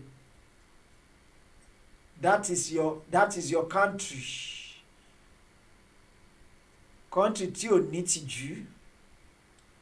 Nigerians took to social media immediately and vented their anger on the sport minister Dare for allowing Nigeria's infamous corrupt system to disgrace its sports representatives on the global stage. A trending video showing Nigeria's shot put medal hopeful Chukwuebuka Enekweshe washing his jersey ahead of his final game at the ongoing Tokyo 2020 Olympics also railed many Nigerians online. The TikTok video was initially uploaded by the athletes on the Instagram page at the Chukwueze before he deleted it. The caption in the video indicated that the athlete was given one jersey for the competition. When you made the Olympic finals but you only have one jersey, he wrote. Consequently, Dare became one of the most trending subjects on Twitter, with many users asking him to resign. Well, Kukone resign. They will never resign. That is Nigeria for you. They also showered praises on the athletes for their pains in Japan based on some reactions Sahara reporters extracted from Facebook. Trisha Everest Rock Strong said, sad they should have a new jersey each time they go for competition. Nigeria is such a sad country compared to the Western world. These Nigerian Olympic athletes should be in a five-star hotel with everything on the tip of their hand. But they can borrow money. They can borrow money, billions of naira, to renovate House of Assembly. Last year, I was still planning to spend billions of naira to renovate it again this year. They can borrow money to share among the stakeholders, among the lawmakers. They can embezzle money. They can borrow money without exhibiting any project in the country, but they cannot take care of the people that are representing them outside the country. A shameful country, shameless country. In her comment, Chidinma Peace Goswe said, see other countries down to their kids and face masks, well packaged, but here, corruption, all the money that will have been used to cater for and support our athletes was shared on a round table meeting. It's all about corruption. I can bet my last dime everything was provided for, but the chronic corruption endemic in all facets of our engagement ruin our plans. Clement Ubaru. The people entrusted with taking care of things would rather take care of their pockets. Yes, the buck stops at the minister's table. He should have done better by demanding and getting regular feedbacks both from the athletes and the officials. That is how sane arrangement works. This is so embarrassing. I'm just glad that the guy understands how things run in his country. I am so happy that he has let everyone know the situation. Caleb Omini Eteng said. Kelechi Okere said, the only solution to all this problem is recognition of the sovereign state of Biafra, and all these shows of shame will stop. But as long as you continue to hold down Biafra, you will continue to have all these types of embarrassing situations. What is really wrong with our sport ministers, present and past? It's crazy. God bless our athletes in spite of all this drama. They have shown dexterity. David Danladi said so. In an elaborate comment, Ed's Queen Hano said, my best advice to Nigerian athletes is they should create a group and name it NOC, Niger or Nigeria Olympic Committee, where they can represent the country but not governed by the country. Even if the country is banned from participating, they can still be involved. That is what Russia athletes did. Theirs is ROC. Everyone can go and read on it. To stop our athletes from being embarrassed, do you know when Nigerian sports page was refreshed last 2016? Refreshed last, my God, 2016 ni wọ́n ti refresh Nigerian sport page gbẹ̀yìn. Ó mà ṣe o. The Minister of Sport doesn't have any plans for our athletes. That's why a lot of them were disqualified. That is why we are not going with a lot of medals cause no form of support is shown. NOC is the way for Nigerian athletes. Shalom. Peace unto our viewers today. Peace unto Biafra. Peace unto Yoruba nation. That is the country that you find yourself. Let us come together now and disintegrate the country. We have a lot of news, so many news that we can give you, that you can enjoy and learn from. But you can now see how shameless Nigerian leaders are. You can now see. Tabani kama sọ̀rọ̀ from now to tomorrow. Ní fi kọ̀pẹ́ méjì, a máa sọ̀rọ̀ lọ ni. Ìyá wa kíkẹ́ lọ́mọ láfíà jí. Okay. Tèmítáyọ̀ Akínkàn ní bàbá ìjìnlẹ̀ kú oríire tí àwọn ènìyàn tí Ọlọ́run Olódùmarè ẹlẹ́dàá ọ̀run àti ayé ti jàre wọn ní ilé ẹjọ́ ní Àbújá láìpẹ́ láìjìnà ojú ti àwọn òpùrọ́ DSS. Yàwá Khadija Agunbíadé wọ́n ní bàbá ìjìnlẹ̀ good morning sir, well done for your good work, Yoruba nation not going back. Yàwá Kíkẹ́ lọ́mọ láfíàjì wọ́n ní that shows Nigeria is dead. Iṣẹ́ ilé ló gbé ọmọdé ìta èéfín níwà. Yàwá Esther Oyinwọlá wọ́n ní well done sir. Tèmítáyọ̀ Akínóyè, it's highly unfortunate because Puma is a reputable sports kids company here in the United Kingdom. Nigeria always an international reproach due to corruption and wickedness. Tèmítáyọ̀ Akínóyè wọ́n ní well done sir. Fúnmiláyọ̀ Òjó ìyáwa wọ́n ní Nigeria is a zoo country, Yoruba nation will stand. Ìyáwa Kẹ́mi Alákìjà wọ́n ní well done sir. I pity our people at home. These kings has been bought with dollars sir. Can I shock you sir? The kings has eat dodo, they cannot say ododo anymore. Ìyáwa Victoria Fashimo wọ́n ní grammar ní àwa a ò mọ bí wọ́n ṣe lè san grammar ní àwa a ò mọ bí wọ́n ṣe lè san owó wọlé o.